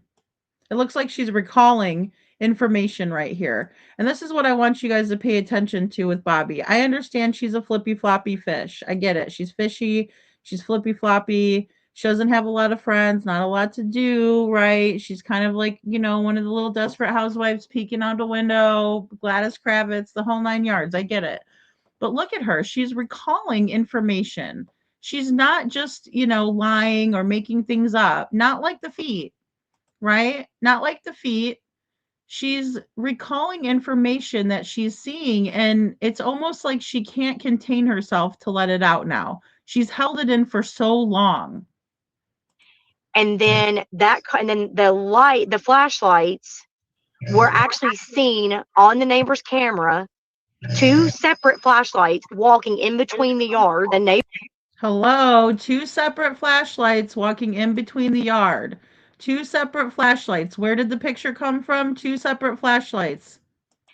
And then the flashlights were actually seen on the neighbor's camera, two separate flashlights walking in between the yard. The neighbor that has the actual footage swore up and down that there are two different circumstances. There was the car with the lights coming towards the car backed up on Kellen and left. And then about 2-ish hours, hour and a half, hour and 42 something, they're like she said, the time stamp on the video is not working. It is stuck. She said, but you can tell because it's pitch black dark in the middle of the night when the car comes down the street, turns onto Stafford, sits there for about 3 to 5 minutes. The flashlights are coming from two different directions in between the yards. They do whatever they're doing around the car. The car backs up Kellen and leaves from Stafford. I'm sorry, backs up Kellen and leaves. And then 2 or so hours later, as the sun is just beginning to come up, you can see the trash truck. And she said, but the trash truck goes past her driveway. She said, you can see the trash truck and the lights and the back of the truck go past her driveway, go up the hill, do its business, turn around, come back down. And then within a few minutes later, the sun is coming up. And then you can see Katie's car leave, Katie's car coming back. And then you can see all the police come in. She said, it's very obvious. All right. So if you guys listen to what Bobby's saying, she witnessed the videos. And I understand again that there's been some flip-flopping, but you do also have to understand that Bobby has been drugged through the mud, right? Her children have been accused of hurting Sebastian. She's been accused of having Sebastian or having something to do with Sebastian's disappearance and all of that, when really in reality her children went out there in the morning to help look for Sebastian, and now they're public enemy number one by a horrible source who also threatened me as well, right? Let's not forget about Steve Fisher. Steve Fisher telling people that I have all these warrants out for my arrest, and Steve Fisher telling all of these people, that I never was a real estate agent. Very strange behavior from a nasty PI, in my opinion. Not someone that you can believe, because he's a liar and he's shown himself to be that. And so Bobby, in self preservation mode, decided to back away. I, on the other hand, am not going to back away, because I stand on what I've done. And I also believe what Bobby is saying. And I think it coincides with the picture. And I think that's why they did not want this information out or known, especially not their cronies who are making money hand over fist with 2,000, 3,000, 4,000 people in their chat bashing the missing stuff, or the missing father, or excuse me, the missing child's father, and not sticking to facts and just going off of whatever they're being told by Chris and Katie, which has been false, information. This, in my opinion, is true information, and it coincides exactly with the picture. So I asked her why the police are saying that that's a trash truck, and she said, I don't know. I'm baffled, because I tell you right now, there are two different circumstances, and that you can tell there are two different time frames. Go ahead. I'm just going to say those were not trash trucks. I concur. But why did authorities say it doesn't have any evidentiary value? I asked that when I called the lead detective, and I flat out told him that I know the neighbor. I've seen the video footage from the very beginning before it was edited. She told me with her own mouth, looking at it herself, there are two separate occasions, car, then truck. Why is that? We've had it. He argued with me and told me that he had it broken down. The Secret Service looked at it and they confirmed that in fact it was a trash truck. And I said, I'm telling you, it was not. He said, well, I'm not going to say I argue with you. I was like, okay. What time?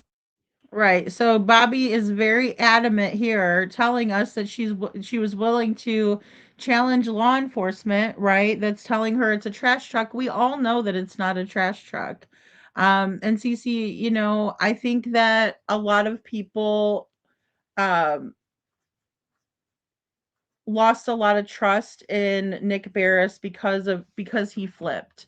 I know I did, but I still share out the posts that Nick Barris makes, like the little girl who was missing, but they found her. You know, again, I don't hate anybody in this case, but I don't like the actions. And I'm always going to stick up for people who aren't treating Sebastian's case with respect. And in my opinion, when Nick comes out with this video and then backtracks, it's not being respectful to Sebastian, in my opinion. And I think this case is a lot different. You know, we have to think of it from Nick Barris's perspective as well. He works for a network, again, like Nancy Grace, and they tell him what he can and can't do. It's not the other way around. I mean, Nancy is a boss lady. I'm not saying she's not. She puts herself out there. That's what gets her, you know, views. That's what people like about her. That she's, you know, bossy on her show, you know, to her panel guests and everything. That's what we like about her. But in the grand scheme of things, the reality is that Nancy Grace works for a network, and if the network says that there's too much threatening and they're threatened to be sued, that they don't have to have money to sue somebody. You can sue somebody if you don't like what they're doing. Anybody can sue anybody else, right? So I do think that was a big part of it. And the truth will always come to light, so I'm not worried about it. I just find it fascinating that they get so angry about this, and then we have an eyewitness neighbor who's telling us exactly what we know to be true, right? Not that it's not a trash truck. There's no way it's a trash truck, and that it was absolutely someone meeting a car, the light source is meeting a car, doing something over there, and then the one light source goes back. Right? She's just very adamant about this. And again, I don't think that she's messing around or playing games with JLR. I think she's being honest with him. And I think he's doing a good interview. Why does the trash get picked up in the morning? That is the biggest misconception. Here we go with the whole light thing, right? This is where we're going. So we're going to talk about the 3 a.m., 3:10 a.m. lights. Let's talk about the trash. What do you know? So our trash gets picked up by J.E. McMurtry Disposal, has for many, many, many years.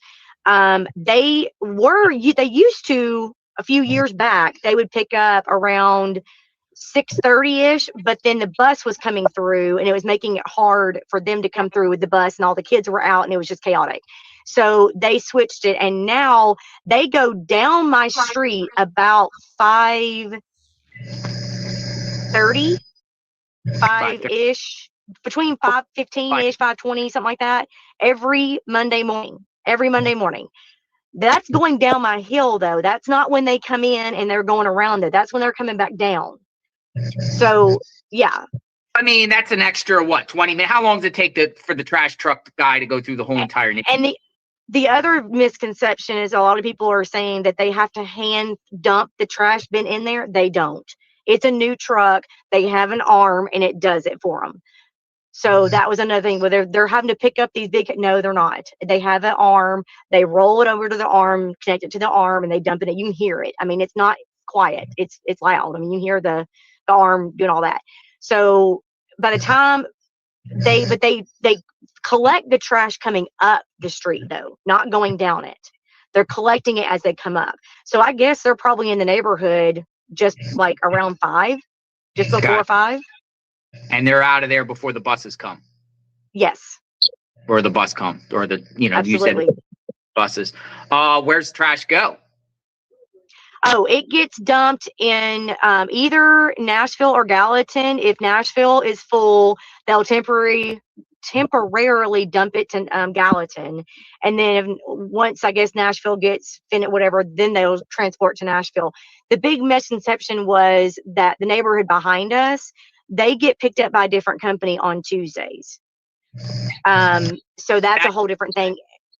Is that construction development you're talking about? Well, that was the dumpster that everybody was asking about. How is it possible that, whatever, that the dog hit over there as well? The second dog that was out walking hit also by the trash dumpster. And the trash dumpster owner found that out when law enforcement told him that we got a hit by the dumpster. The owner of the dumpster called them back and said, okay, we dumped our trash on this certain day, Tuesday, whatever, on that certain day in Kentucky. So you guys need to go and get a warrant, obviously. And he gave them permission to go search the Kentucky dumpster or landfill. So that's why they went to Kentucky. And then I was told that they also checked Gallatin and Nashville as well. All right. So again, they're saying they checked all the landfills, and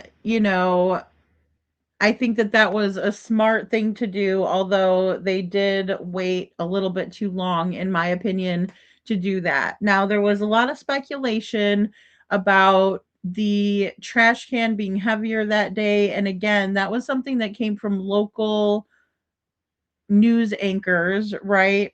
Not that anybody had proved that, and then it was kind of disproven, obviously, if they used the arms to dump the trash into the the big truck. So with that being said, I think it's important to remember that,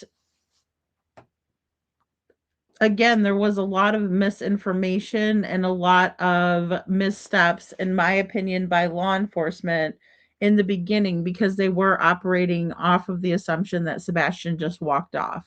And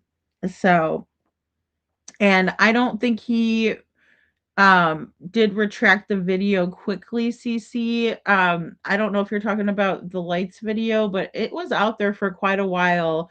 Nick Barris started singing a different tune about May, I believe. He was very much on the bandwagon of foul play involved, that the parents were involved, meaning Chris and Katie. And he was doing interviews with Seth in the beginning, and then he changed his tune very quickly. He is one of the only news anchors at the time where I did a full investigation on Eric Craddock that was actually friends with Eric Craddock on Facebook. Eric Craddock is not friends with any of the other news anchors on Facebook, only Nick Barris. So I do want to mention that connection for all intents and purposes, because I think it's important to note that. He did different interviews with, I believe it was Caitlin Quisenberry, and then there was another news anchor in the beginning, and he didn't Facebook friend them. So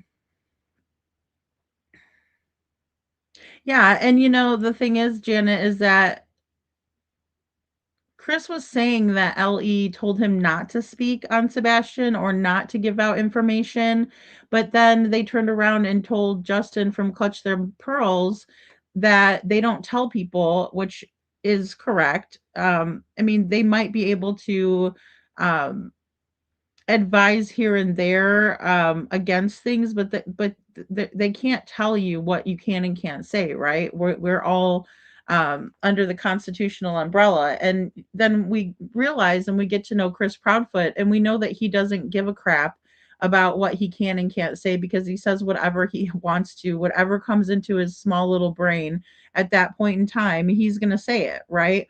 Even if it totally screws him over, he's still going to say it because he can't help himself, and Katie doesn't have any receipts, in my opinion, either. Janet, she just doesn't. But I did want to start that too, as well, just to kind of, just kind of play this through, excuse me, just so you guys can see about the trash. But I did want to state that because I know that there was some confusion in the beginning. So going back to the whole light thing, I was told that there was an unidentified car sitting on my street facing the entrance somewhere around 3:30 or so, and then the flashlights were actually seen on the neighbor's camera, 2 separate flashlights walking in between the yards, which the trash truck does not do.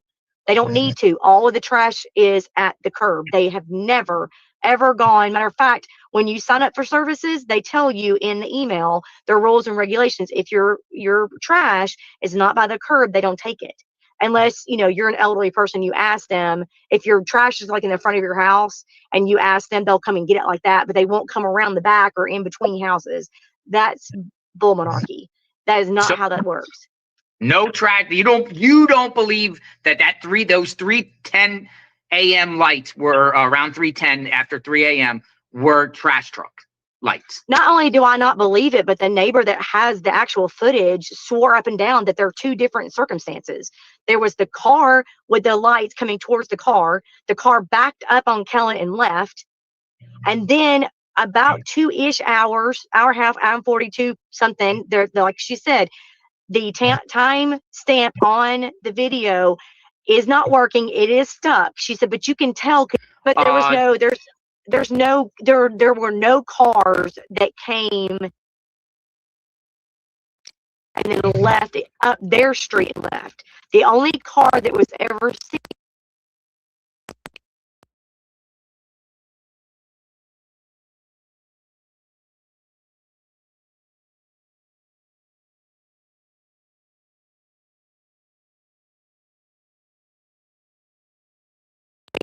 SUV, and then the police, or then the school bus, and then the police. So there was no other car that ever drove up Stafford. Was it a car that the lights went to, or like an SUV or a car? Like what type of vehicle was it? I don't know. I don't remember. It just the words that where I was told was unidentified car. I don't know if it was an SUV or a car or what. That was just what I was told. It was an unidentified car. And that was another thing is when I asked the lead detective, I said, this car that was on Kellen, he was like, yeah, we already figured that out. That was an Uber. And I was like, no, the Uber was a neighbor on Devon that ordered an Uber about 5:30 to go to the airport. I know that. But the car why would a car sit on Kellen if they were going up the street to get the customer to leave? I mean, you don't sit there. Coincidence. Right. And then again, we also got a picture of the car that was in question at 3 a.m. Right? That was going up and down Callan and, turning around onto Stafford. Excuse me, going up Callan, turning around, and then turning onto Stafford on the side. So that was the car that we were able to capture by Mob Crew because someone had sent that over to his email, I believe, right? One of the neighbors that has been working with him on that, right? So the neighbors sent that to him, and that is the car, in my opinion, that Bobby is describing in this video, right? She's telling us about the car she's seen. JLR said, what kind of, vehicle was it? And she said it was a car, right? And yeah, see, I think that, he was bound by the networks, and I think that that's, sad. But we also saw what happened in, the FBI, or excuse me, when the America's Most Wanted did their expose on Sebastian, and they only showed one part of the video, unfortunately. At the same time, lights are flashing around the time. Well, at that same time, the trash truck would have been through there. So you wouldn't have gotten that confused. Why would a car be sitting on a road like around 3:30, 4 o'clock Monday morning? I mean, it just doesn't make any sense. Well, one thing I say, and it's the truth, the law enforcement is not obligated to tell the public the truth. That's true. We have to tell law enforcement the truth if we're being interrogated or questioned or whatnot, in a sense, because you could be, charged with lying, but they're not under any legal obligation. I mean, morally, you would think they would tell the truth, but they don't legally have to. And they can lie to the public, and they do. So maybe they're keeping things close to the vest. I was just really surprised how I felt like he got a little bit defensive with me when I mentioned that I was a neighbor and talking to the neighbors about their surveillance. Because my thought is this, if you were to ask an officer a direct question, if he can't discuss it, instead of arguing with me, the response should have been, I can't confirm or deny that. I can't discuss that. We're still in investigation. Instead of him flat out lying about or, defending it and arguing with me, why didn't he just say, well, that's still part of the investigation. I can't comment on that. And I would have simply said, okay, you're right. I understand. Yeah, absolutely. But he didn't. Integrity of the investigation. No comment. That's what I would have done. I mean, that's usually what they do. Why argue with me and try to convince me otherwise? It's like he was trying to convince me. Okay, so you heard it from Bobby. She was bringing up to the police officer that she knows about the Uber, what time the Uber was there, right? Because Bobby saw the footage. She is the OG neighbor, right? And they were sending footage in to the Facebook. They were putting footage into Facebook and showing that. And so with them showing that footage and putting that through into Facebook, they absolutely saw more than any of us as neighbors, right? Because they were sending it all in. And Chris and Katie also saw it, in my opinion. Yeah, Bobby is outside, and so she is like, there's like traffic and stuff. It looks like she's parked kind of at a park, so there is some feedback or some background noise with Bobby. And also, I was looking into something else, and the it started to be a little bit staticky. Leave that alone. Stop talking about it. That's not part of this. Got you, Bobby. It's pitch black dark in the middle of the night when the car comes down the street, turns onto Stafford, sits there for about 3 to 5 minutes. The flashlights are coming from 2 different directions in between the yards. They do whatever they're doing around the car. The car backs up Kellen and leaves from Stafford. I'm sorry, backs up Kellen and leaves. And then 2 or so hours later, as the sun is just beginning to come up, you can see the trash truck. And she said, but the trash truck goes past her driveway. She said, you can see the trash truck and the lights and the back of the truck go past her driveway, go up the hill, do its business, turn around, come back down. And then within a few minutes later, the sun is coming up. And then you can see Katie's car leave, Katie's car coming back. And then you can see all the police come in. She said, it's very obvious. So I asked her why the police are saying that that's trash truck. And she said, I don't know. I'm baffled. Because I tell you right now, there are 2 different circumstances, and that you can tell there are 2 different time frames. Case, it turns out that I have a friend of my sister's who reached out to me. She sent me a text and said, hey, I just wanted to let you know that Sebastian's mother is my cousin, and I would really appreciate it if you could please talk about Sebastian's case and get his information out there. I appreciate all that you do. And she put me in touch with Sebastian's mom, and we did speak at length today. And I did record a few things that I think it's very important for you guys to know. I see Chris in the chat. Thank you so much for being here, Chris. Okay, so this goes into the next interview, or excuse me, the first interview with Duchess for the Missing. We've actually studied this interview before, so I don't want to, go back over it.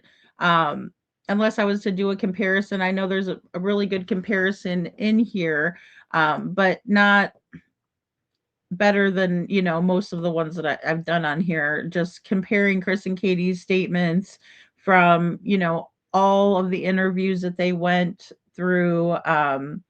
Duchess, the web sleuths, Smiley, right? Even Terry Lynn, some of Terry Lynn's interviews. So I have all of those kind of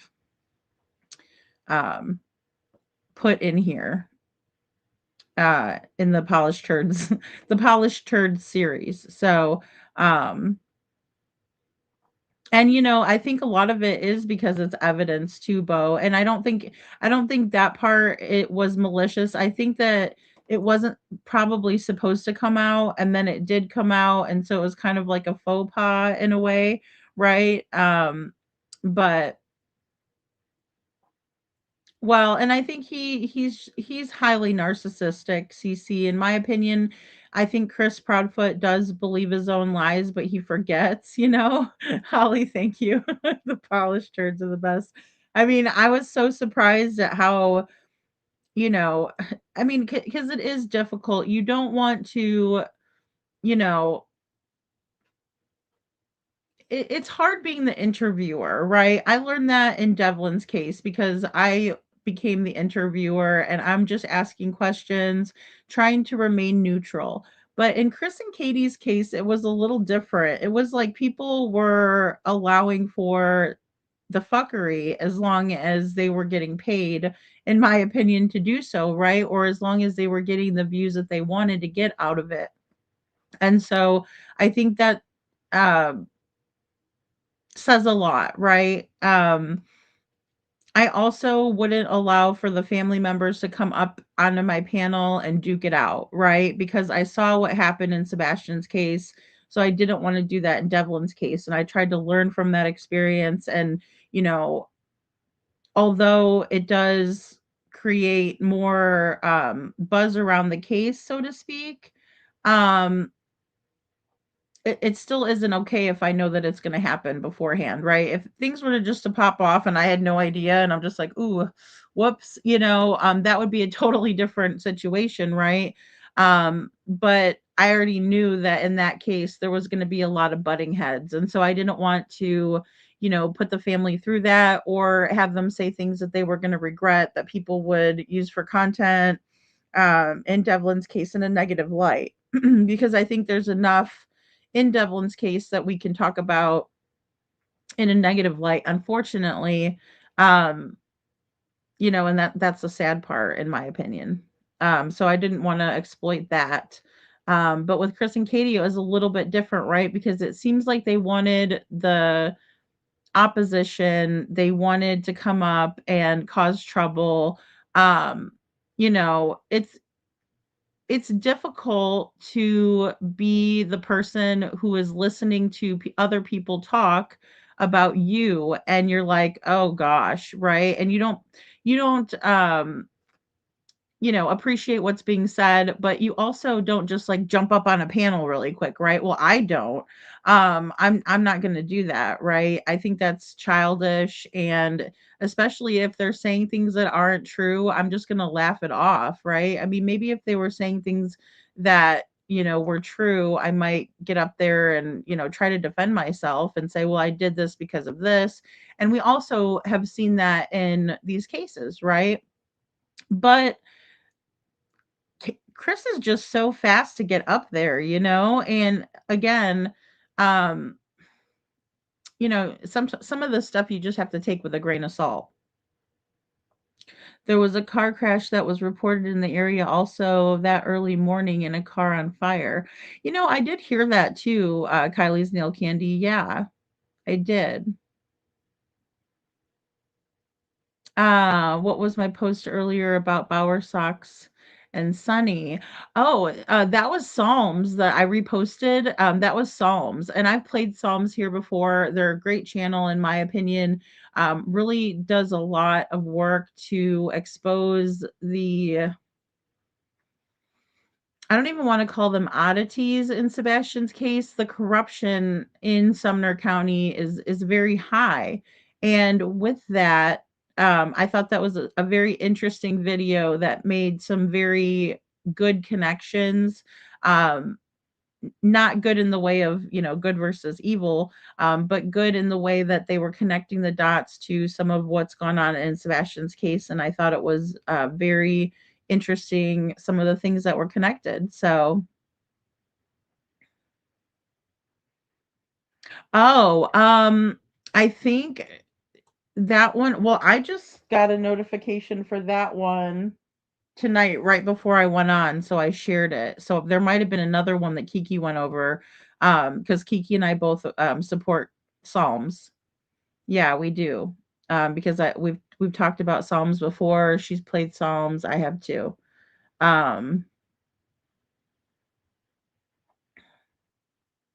the refrigerator on fire on the side, some road, a few counties. I don't know, Cece.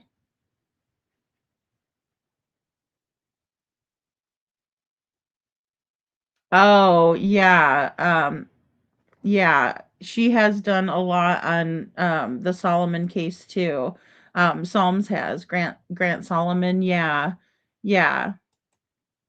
Yeah, very sketchy and suspicious circumstances. Um and Psalms has some great videos on that as well. And as a matter of fact, um I will go ahead and share this video out, and you guys can watch it and then subscribe to Psalms because they are great. I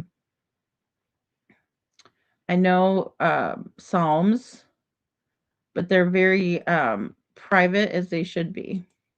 But I think that they deserve to be watched because they put up a lot of useful information, and they have the research and the receipts to back it up. So, so how is this freezer is perfect and this is not as small? I don't know what you guys are talking about, the freezer thing. I think I missed something there.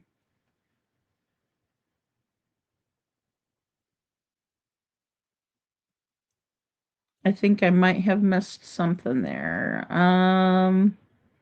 Yeah, because I don't remember anything about a freezer being a part of it.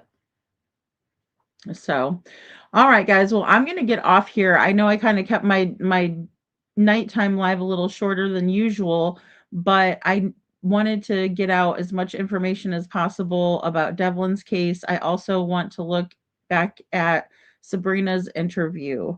I do want to just update our nighttime audience about Devlin Tate's case. And so let me just go ahead and put Devlin's picture back up really quick. So, with Devlin Tate's case, the police have decided to come out and talk with the local news anchor, Susan Samples. She has done an expose on Devlin's case, and she brought in a lot of good information.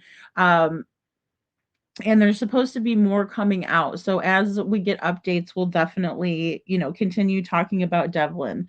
And thank you guys so much. I really appreciate you guys, being here through that, because I know, um, you know, it's a difficult case. So what we're looking at right now is that Will, Sabrina, and Tamra are going to be taking polygraph tests. They are signed up through Ionia County Sheriff's Office, and as soon as they get around to it, which, haha, funny story. A friend of mine had a little thing that said round to it, right? And if you said I was going to get around to it, she'd give you this little piece of wood that said round to it on it, right? So I'm with you guys. I'm impatient myself. I want to see them do this. If I could give them around to it, I would give them around to it, because they need to get around to it, in my opinion. There's a lot of pain. There's a lot of regret in Devlin's family because of what he was going through before he went missing. I see that in Tamra's, just her appearance, and just from talking with her, I can see that she's very distraught, right? And some people might say that, you know some people might say that Tamara is still suspicious. Sabrina's Will's situation is still suspicious. But I think once we can get the polygraph test done, there will it will quell a lot of the suspicions. Hello, Cinderella. And so I think that once we can get that done, it'll help tremendously. I want to kind of step back a little bit from looking into the Tates until that happens. And I want to look into some other areas of interest of what could have happened to Devlin. I think that in his case, we're just overlooking something that we maybe didn't see before. So I would really like to kind of dive back into Devlin's case, especially before I go to the gathering of voices. So